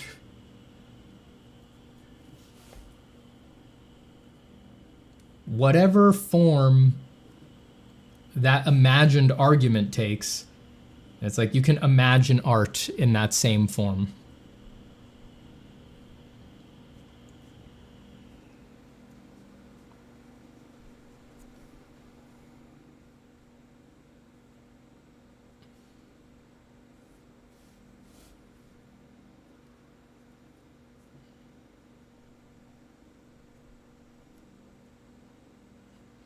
It's like, don't talk to me about aphantasia unless you have no theory of mind and you can't project hypotheticals.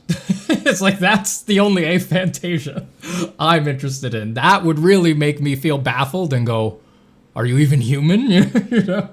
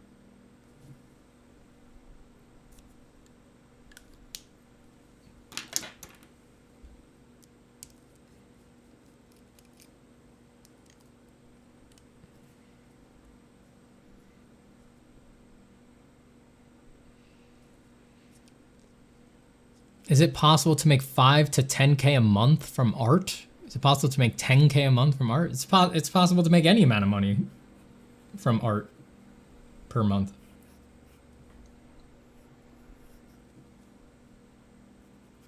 It's not easy.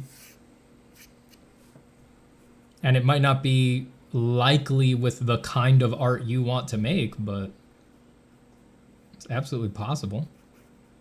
I mean, you know there's rich and famous artists out there. Artists do exist who make, you know, millions a month or a year or whatever. They tend to be a particular type of artist, but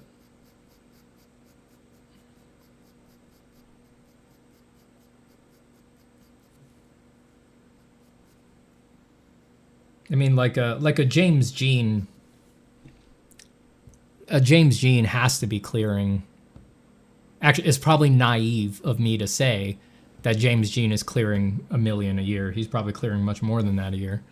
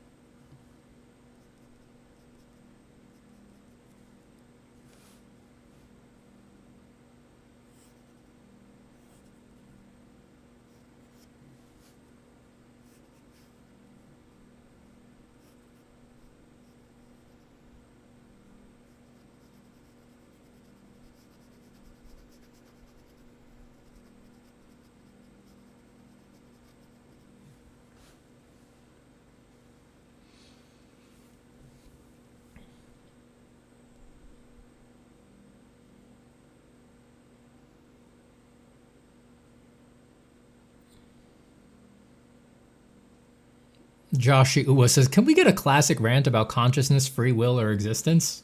No. Not on demand like that.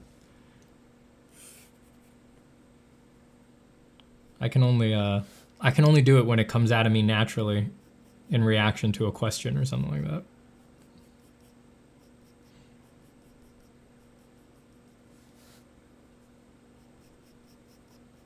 It's like, come on, man, you gotta seduce me into it.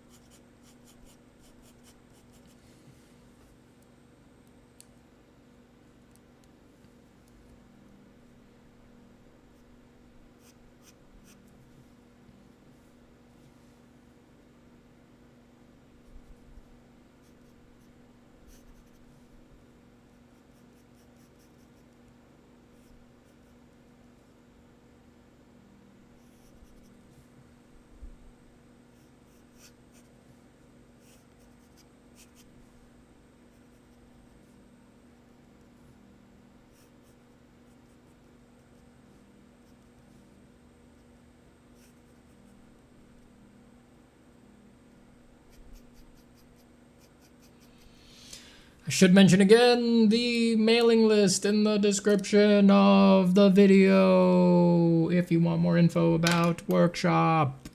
And I'll send you an email on Saturday morning when the tickets go live. By the way, tickets go live Saturday morning.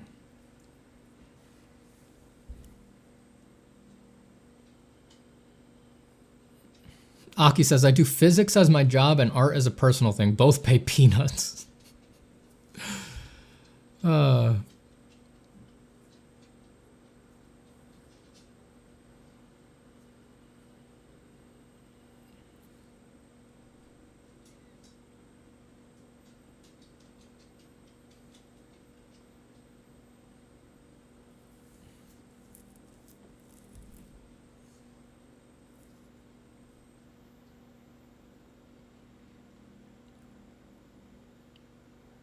Ayman Hussein says, so what makes an artist like James Jean make that amount of money and others do not? Like any exceptional thing in life, it's overdetermined. It's like someone was talking about determinism, but and free will. It's a whole bunch of factors all perfectly meeting, right? Like James needed his particular life and everything that was going to happen to him, his interests, and certainly his ability, right? Whatever amount of talent he had. He needed good luck to not get hit by a bus while he developed all of that talent, right? Plus every other shape of good luck. And he had to be in the right place at the right time, you know? He went to Art Center. He made the right friends at the right time to make the right connections, whether hard or soft, to get the right comic book job, and made the cover artist on Fables at just the right time when that kind of comic was going to catch the upswing for that type of thing in the market. And he had the daring to put out a unique kind of work in that very public venue and have the bravery to transition that into a fine art career, and saw the potential in social media early and latched on and got on with it and stayed with it for years and years and years, from being one of the early social media artists, and, you know, tried so many things to diversify his income. You know, he was like one of the people who developed like the print game and all of that. And yeah, so many things. You got to be willing to work very hard. You've got to ride the particular waves of your moment in culture. Usually the people who make astronomical amounts of money and have a lot of fame, they usually, not always, but usually they are part of an early wave on like a next artistic zeitgeist, you know, like they're there early and they stick with it and they become like institutions of that, you know. And James is definitely that for like being an artist on social media, for having a big Instagram following and stuff like that, and selling directly to your fans and such. So good luck, a lot of hard work, being very willing to, yeah, transform yourself to take advantage of those cultural waves. And of course, you gotta be absurdly good.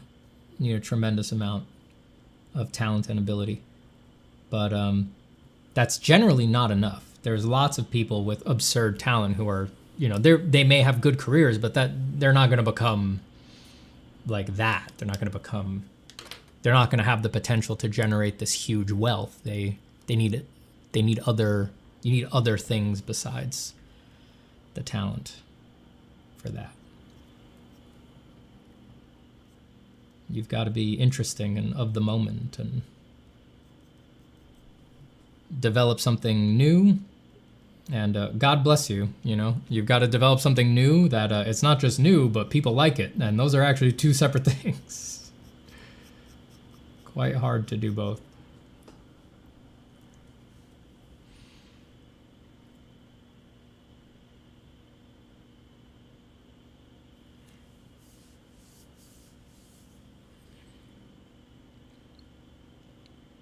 Abstract says, can you elaborate on what you mean when you say God is hiding in art making? I mean it hyper literally. I mean, I just mean that. He's in there. Go find him.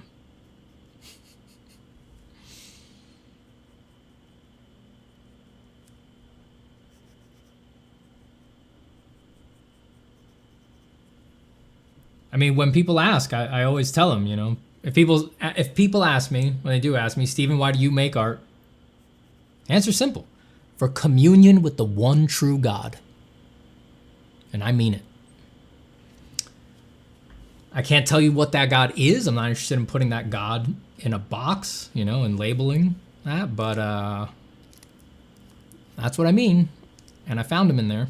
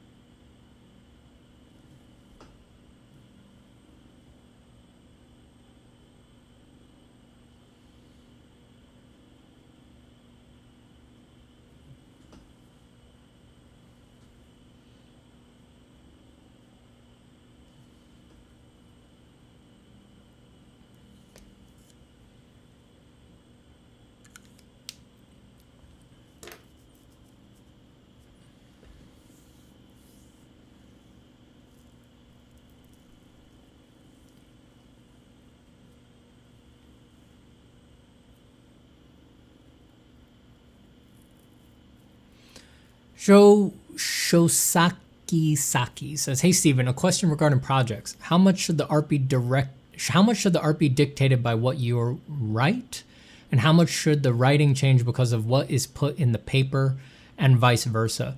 I think it's fine to do both. I mean, there might be some kinds of projects where it's very important to stick to the script, especially if you're collaborating with someone. But if it's something you're doing all on your own,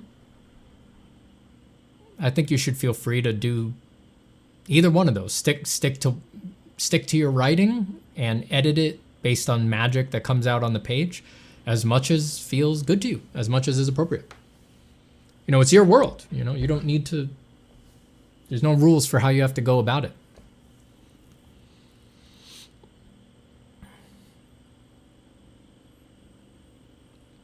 Aki says, Steven, I've been a close student of world's religions, especially on the mystic side, but art specifically doesn't come up in those realms most of the time. Do you have any artists in history that could be examples for the spiritual side of art making? Zen Taoist application of the spontaneous action is most intimate with art in my experience. Yeah, the Zen, like certainly a lot of Chinese brush painting, Japanese brush painting, stuff done explicitly within like Buddhist sects and Zen stuff is pretty literal. I mean, that's very direct. I mean, that to me, absolutely at its highest point, if you actually are following the dictums that they claim to be following, they are enacting the mystical truth of art, right? You know, the Enzo, you know, the empty circle, the famous Zen symbol is like, yes, it's not as complicated as one of our drawings, but it really doesn't fucking have to be, right? It doesn't matter how many lines there are on the page. What matters is the place it's done from. You know, it's right here, you know, right here. Emptiness, moo. There's a lot of individual artists, though. Anyone who's watched the stream long enough knows that I struggle with names, but there is a lot of artists who were explicitly trying to make something mystical. You know, like Dali, unfortunately, it was such a grandiose personality and has become so subsumed by culture that in all of our minds, he tends to become a pastiche, right? You know, he becomes a cartoon of himself. But if you fight against that and you look at Dali and the things that he said and you take him seriously, because I don't think a cartoon person could have done the things that he did, he was clearly operating from a truly spiritual place, and he was actively seeking the praxis of spirituality in his work. Was he Zen? You know, was he doing it in a crazy wisdom sort of way? Absolutely. He was trying to have a lot of fun with it, but he strikes me as dead ass serious on the mystical side. And he had a lot to say about it. And I have to admit that even when I read something totally crazy by him, for example, his book 50 Secrets of Magic Craftsmanship, which would probably read as a total joke to most people, I do think a lot of it is a joke, but I think some of it is legit. I do think Dali, he got up to weirder shit than the stuff that's in that book, and I bet he did try a bunch of it, and I bet that at least for him, at least for a bit, he might have taken some of it quite seriously. There's other people who don't have that stink of crazy Zen wisdom. You know, a very popular current example is like Hilma af Klint, right? Like, she is, you know, now gaining she's long dead, you know, she's from the, when was she working? I mean, she gotta be nearly 100 years old now. Somebody give me her dates, but was she working in like the 40s, 50s, stuff like that? But she was explicitly, you know, on a mystical, witchy train. I mean, she was, doing plant ID botanical drawings and, channeling mystical sigils from another realm in the margins while doing it, and basically taking dictation from angels and things like that. Like, it might not be our particular taste, but you'd be a fool to think that she wasn't on the same wavelength, right? Colin says 20s and 30s, thank you. And it produced very unique, very strange work. Certainly her abstracts, that does strike me as explicitly mystical. And then that leads you to, just completely overt modern examples like Alex Gray or Allison Gray, that are doing something very, very much in line with that. But the annals of art history, and certainly the marginalia of art history, are full of artists that are explicitly pursuing contact with the transcendent through the artwork. Yeah, there's a lot of them.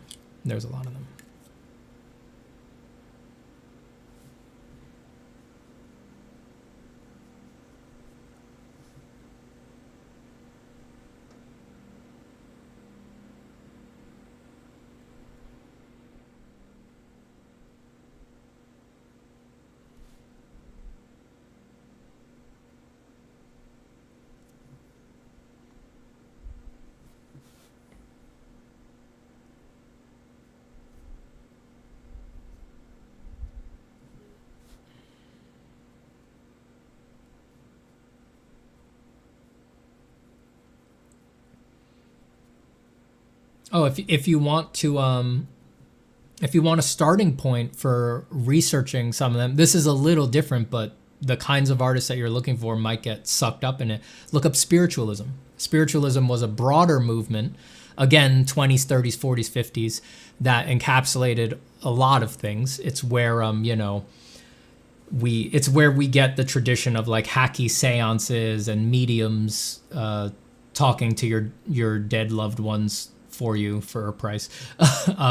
All of that is under the umbrella of spiritualism, but under that umbrella is also artists who were associated with spiritualism from that era, and a lot of them are much less hacky than the seance stuff, but if you scratch a little bit in that realm, you'll find a lot of artists that were explicitly trying to contact the transcendent, and were focused on their practice being extremely spiritual. Some of it in a way that may seem more familiar, which might be for you and me, Aki, a Buddhist Zen thing, and then others are more literal. They're trying to make contact with angels, aliens, things like that, which technically still counts as trying to contact the transcendent with your art. That's very, very interesting stuff. Very interesting stuff. Colin brings up Jodorowsky. Yeah, he's a film director. Very spiritual artist. Jodorowsky's cool.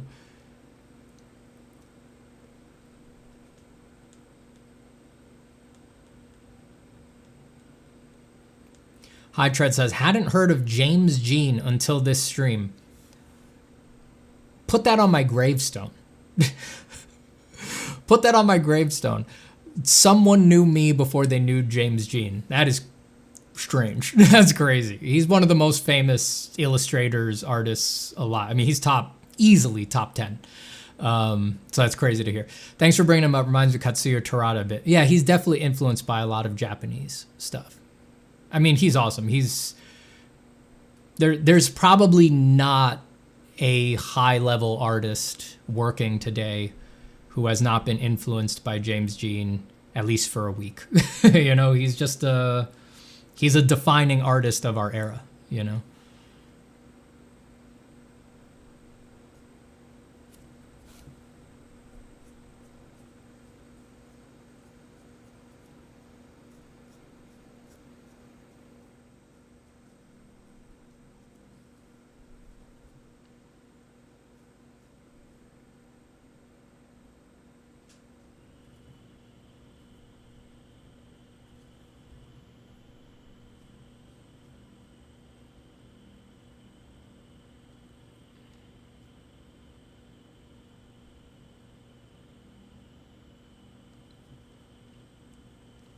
I went to a show at the Brooklyn Museum a few months ago. Well, no, it was before my kid was born, so it couldn't have been a few months ago. Wait, did I have my fucking baby with me? I might have. Recently, I was at a Hilmaf Klimt show at the Brooklyn Museum. It was really cool because it was her, not her abstracts, it was her botanical studies. And they had them framed up in boxes where you could look at them through a magnifying glass and see all of the... 'Cause she was doing them like a lot of botanical studies. It seemed she was doing them like life-size, side to side with like a pressed flower. So they're highly, highly detailed, very precise. And you could just get up on them and look at them really close. It was an awesome show.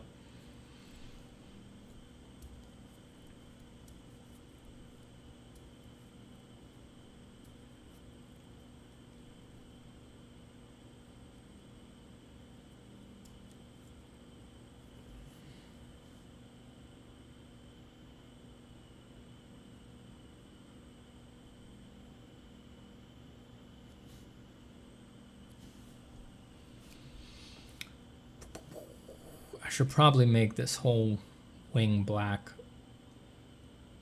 but I don't want to waste all that ink, you know?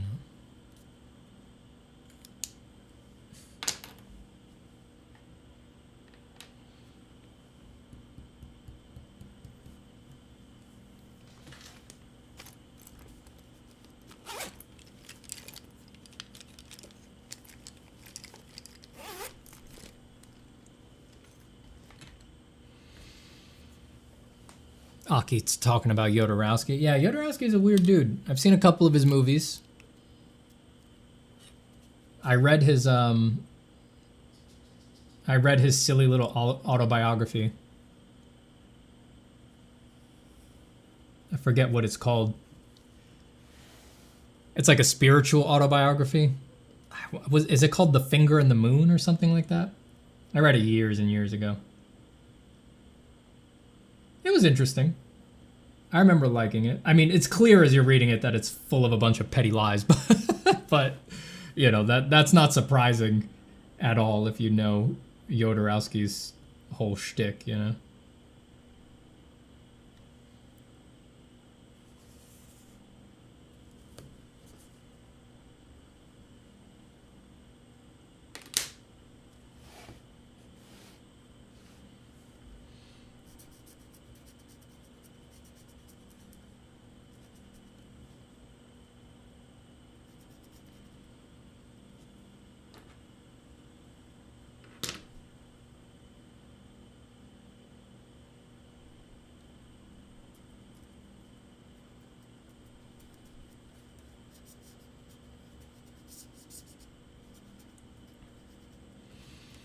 Like he says, I'm trying to explore the Buddhist Thangkas, but there isn't so much about them. Seems it's taught most strictly in person, kind of esoteric practice. A lot of Buddhist stuff is kept to the initiates.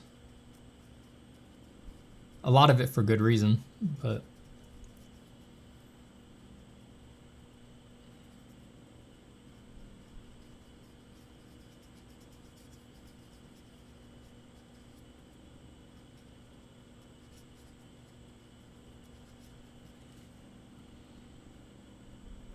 A lot of the Buddhist sects get very mystery schooly.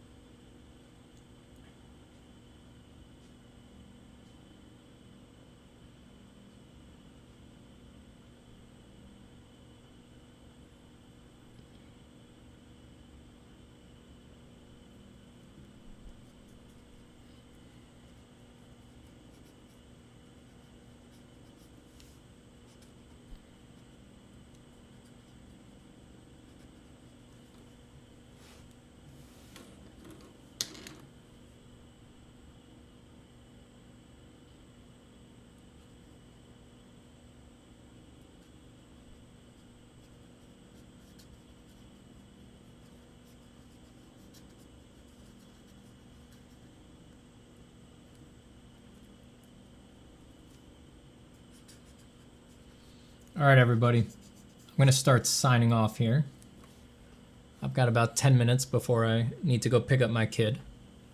Apologies for triggering Digital 001, who gets triggered whenever people talk about their children. That's a hard life. Sounds like there might be something to work out there.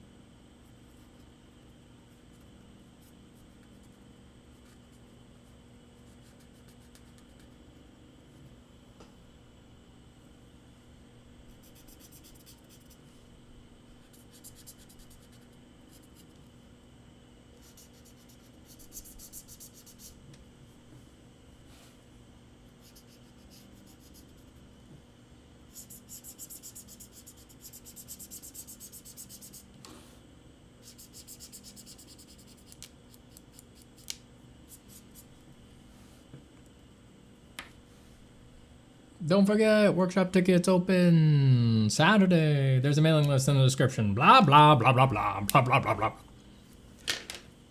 right, so I got like 5 or 10 minutes here before I got a boogie. I got a boogie. So if you have any last questions, throw them at me. Honey bear, honey bear. Honey bear. Ooh. Sean Gillespie says, repeat question before you go. Could you give examples you've seen of that obvious thing that someone's omitting in their art? It seems like you've seen it in your mentees based on how you describe it. Yes, many times. It gets more subtle than this, but I'll give you very obvious people for whom it was very, actually, like, as far as it goes, simple, and so it just clicked. I was helping someone with this, and they had we were talking, and they had a background they were trying to be an oil painter, and they had already had an art career doing other stuff, and they really wanted to transition and be an oil painter. And they were struggling to make that transition, and they were dabbling with still lifes here and there, but they weren't really connecting with them. And the practice had sort of fallen off. And we were talking, and they had an anthropology background, and they were a designer before they were an oil painter. And she was telling me, how when she was a designer, her favorite part of being a designer was doing all the research, that she loved researching everything. That's what made her a good designer. And that was it. I was like, why are you keeping your anthropological background, which is informing the way that you design things, why are you keeping that out of your oil paintings? And she was like, oil painting is, she had the presupposition, like, oil painting is this mushy thing. It's not design. That's my old career, right? And it's like, is it? And then it just exploded in her head. She's like, right, I'm not connecting with my still lifes because I'm purposefully making them mushy because I thought that was what these were supposed to be. And what I was supposed to be doing was using my anthropology background. That's literally what she had her undergrad degree in. And then she was like, oh, I'm supposed to go antiquing, do all of the research that I used to do for my design job, and use my still lifes to present an anthropological narrative that is cohesive amongst these various artifacts, and that is also blended with a philosophical theme. And I was like, and it exploded from there. It often has the character of it often has that character as well, that someone has, they're moving away from something in life, and then it's like to create that energy to move away and move towards this other art that they want to do, they close off the past too much, right? And it's like you were interested in that. That is still a part of you. There's no reason to shut out that energy completely. I had the same thing happen once with someone who had like a zoology degree, right? They felt like they were disconnected from their subject matter. I was like, do you ever draw animals? And it's just like blink, blink, blink, like you only have to say one thing and then all the cogs turn, and then they're like, why didn't I draw animals? Those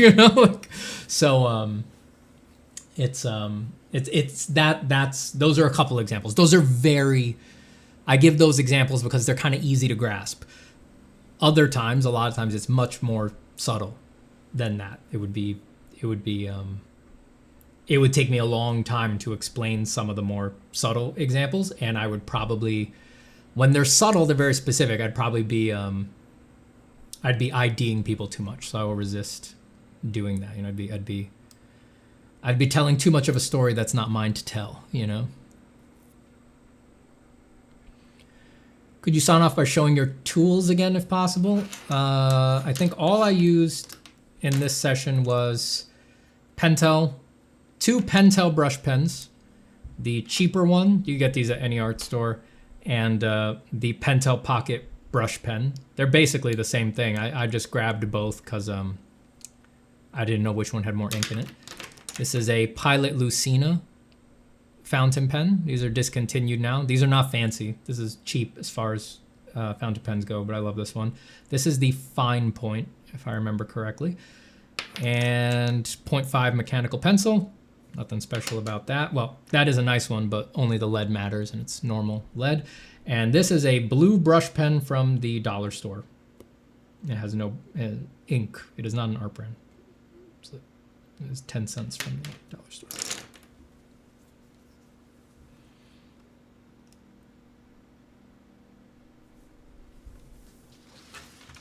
What is the name of this demon you made? Gleersnip. Gleersnip.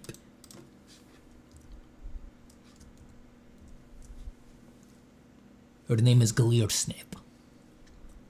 Gleersnip Sleekdok. Thank you, Simon.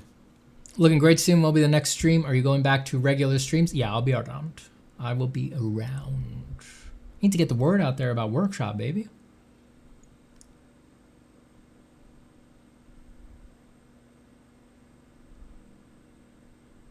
Thank you, Lack.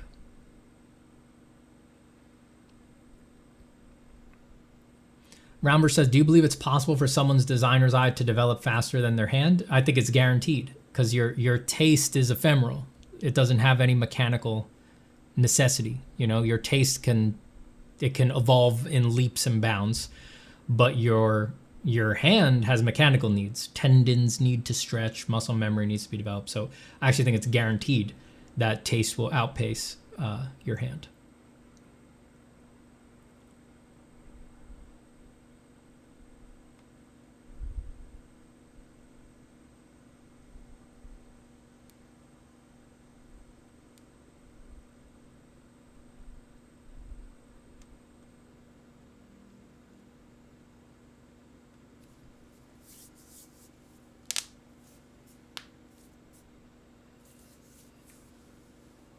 GK Chiang says, me with a biochemistry background, why didn't I draw phospholipids? I bet phospholipids are cool looking.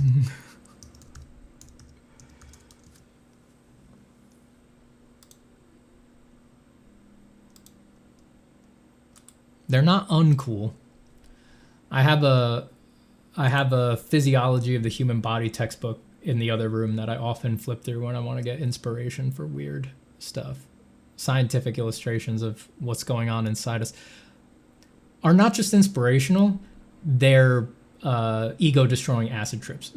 I mean, if you can read a physiology textbook for 15 minutes and still think that you are what you appear to be, I would be surprised. I mean, those... An in-depth medical text is like... it's trying to obliterate you. It's just screaming at you on every page. You're not what you think you are. You're not what you think you are.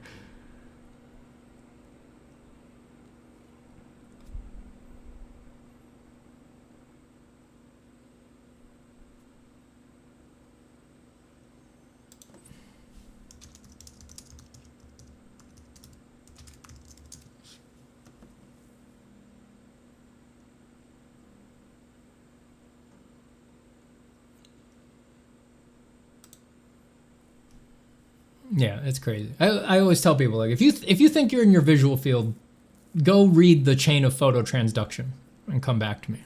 Let me know if you still think you're there, if you're here in what you're seeing.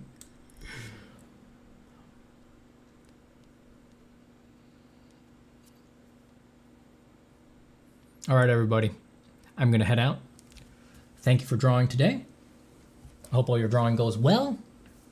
And I will see you all again very soon. Workshop, workshop, workshop. Keep it up, folks. Be well, everybody. Aki says you always thank us. I did just thank you. Thank you for drawing, Steven. I appreciate that. That's very kind. Goodbye to Gebrker Sanam. Goodbye to Sandorsil, Colin Gallagher, Jahanansa, Osbrock, Jojo, Aki, Sean Gillespie, Digital 001, Monkazillion, Nate Chavez, S4Bin, Tu Fiorento, High Treads. And if I missed any of your questions, I apologize. Feel free to ask them on the next stream, and I'll try to get to them. Peace, everybody. Bye-bye.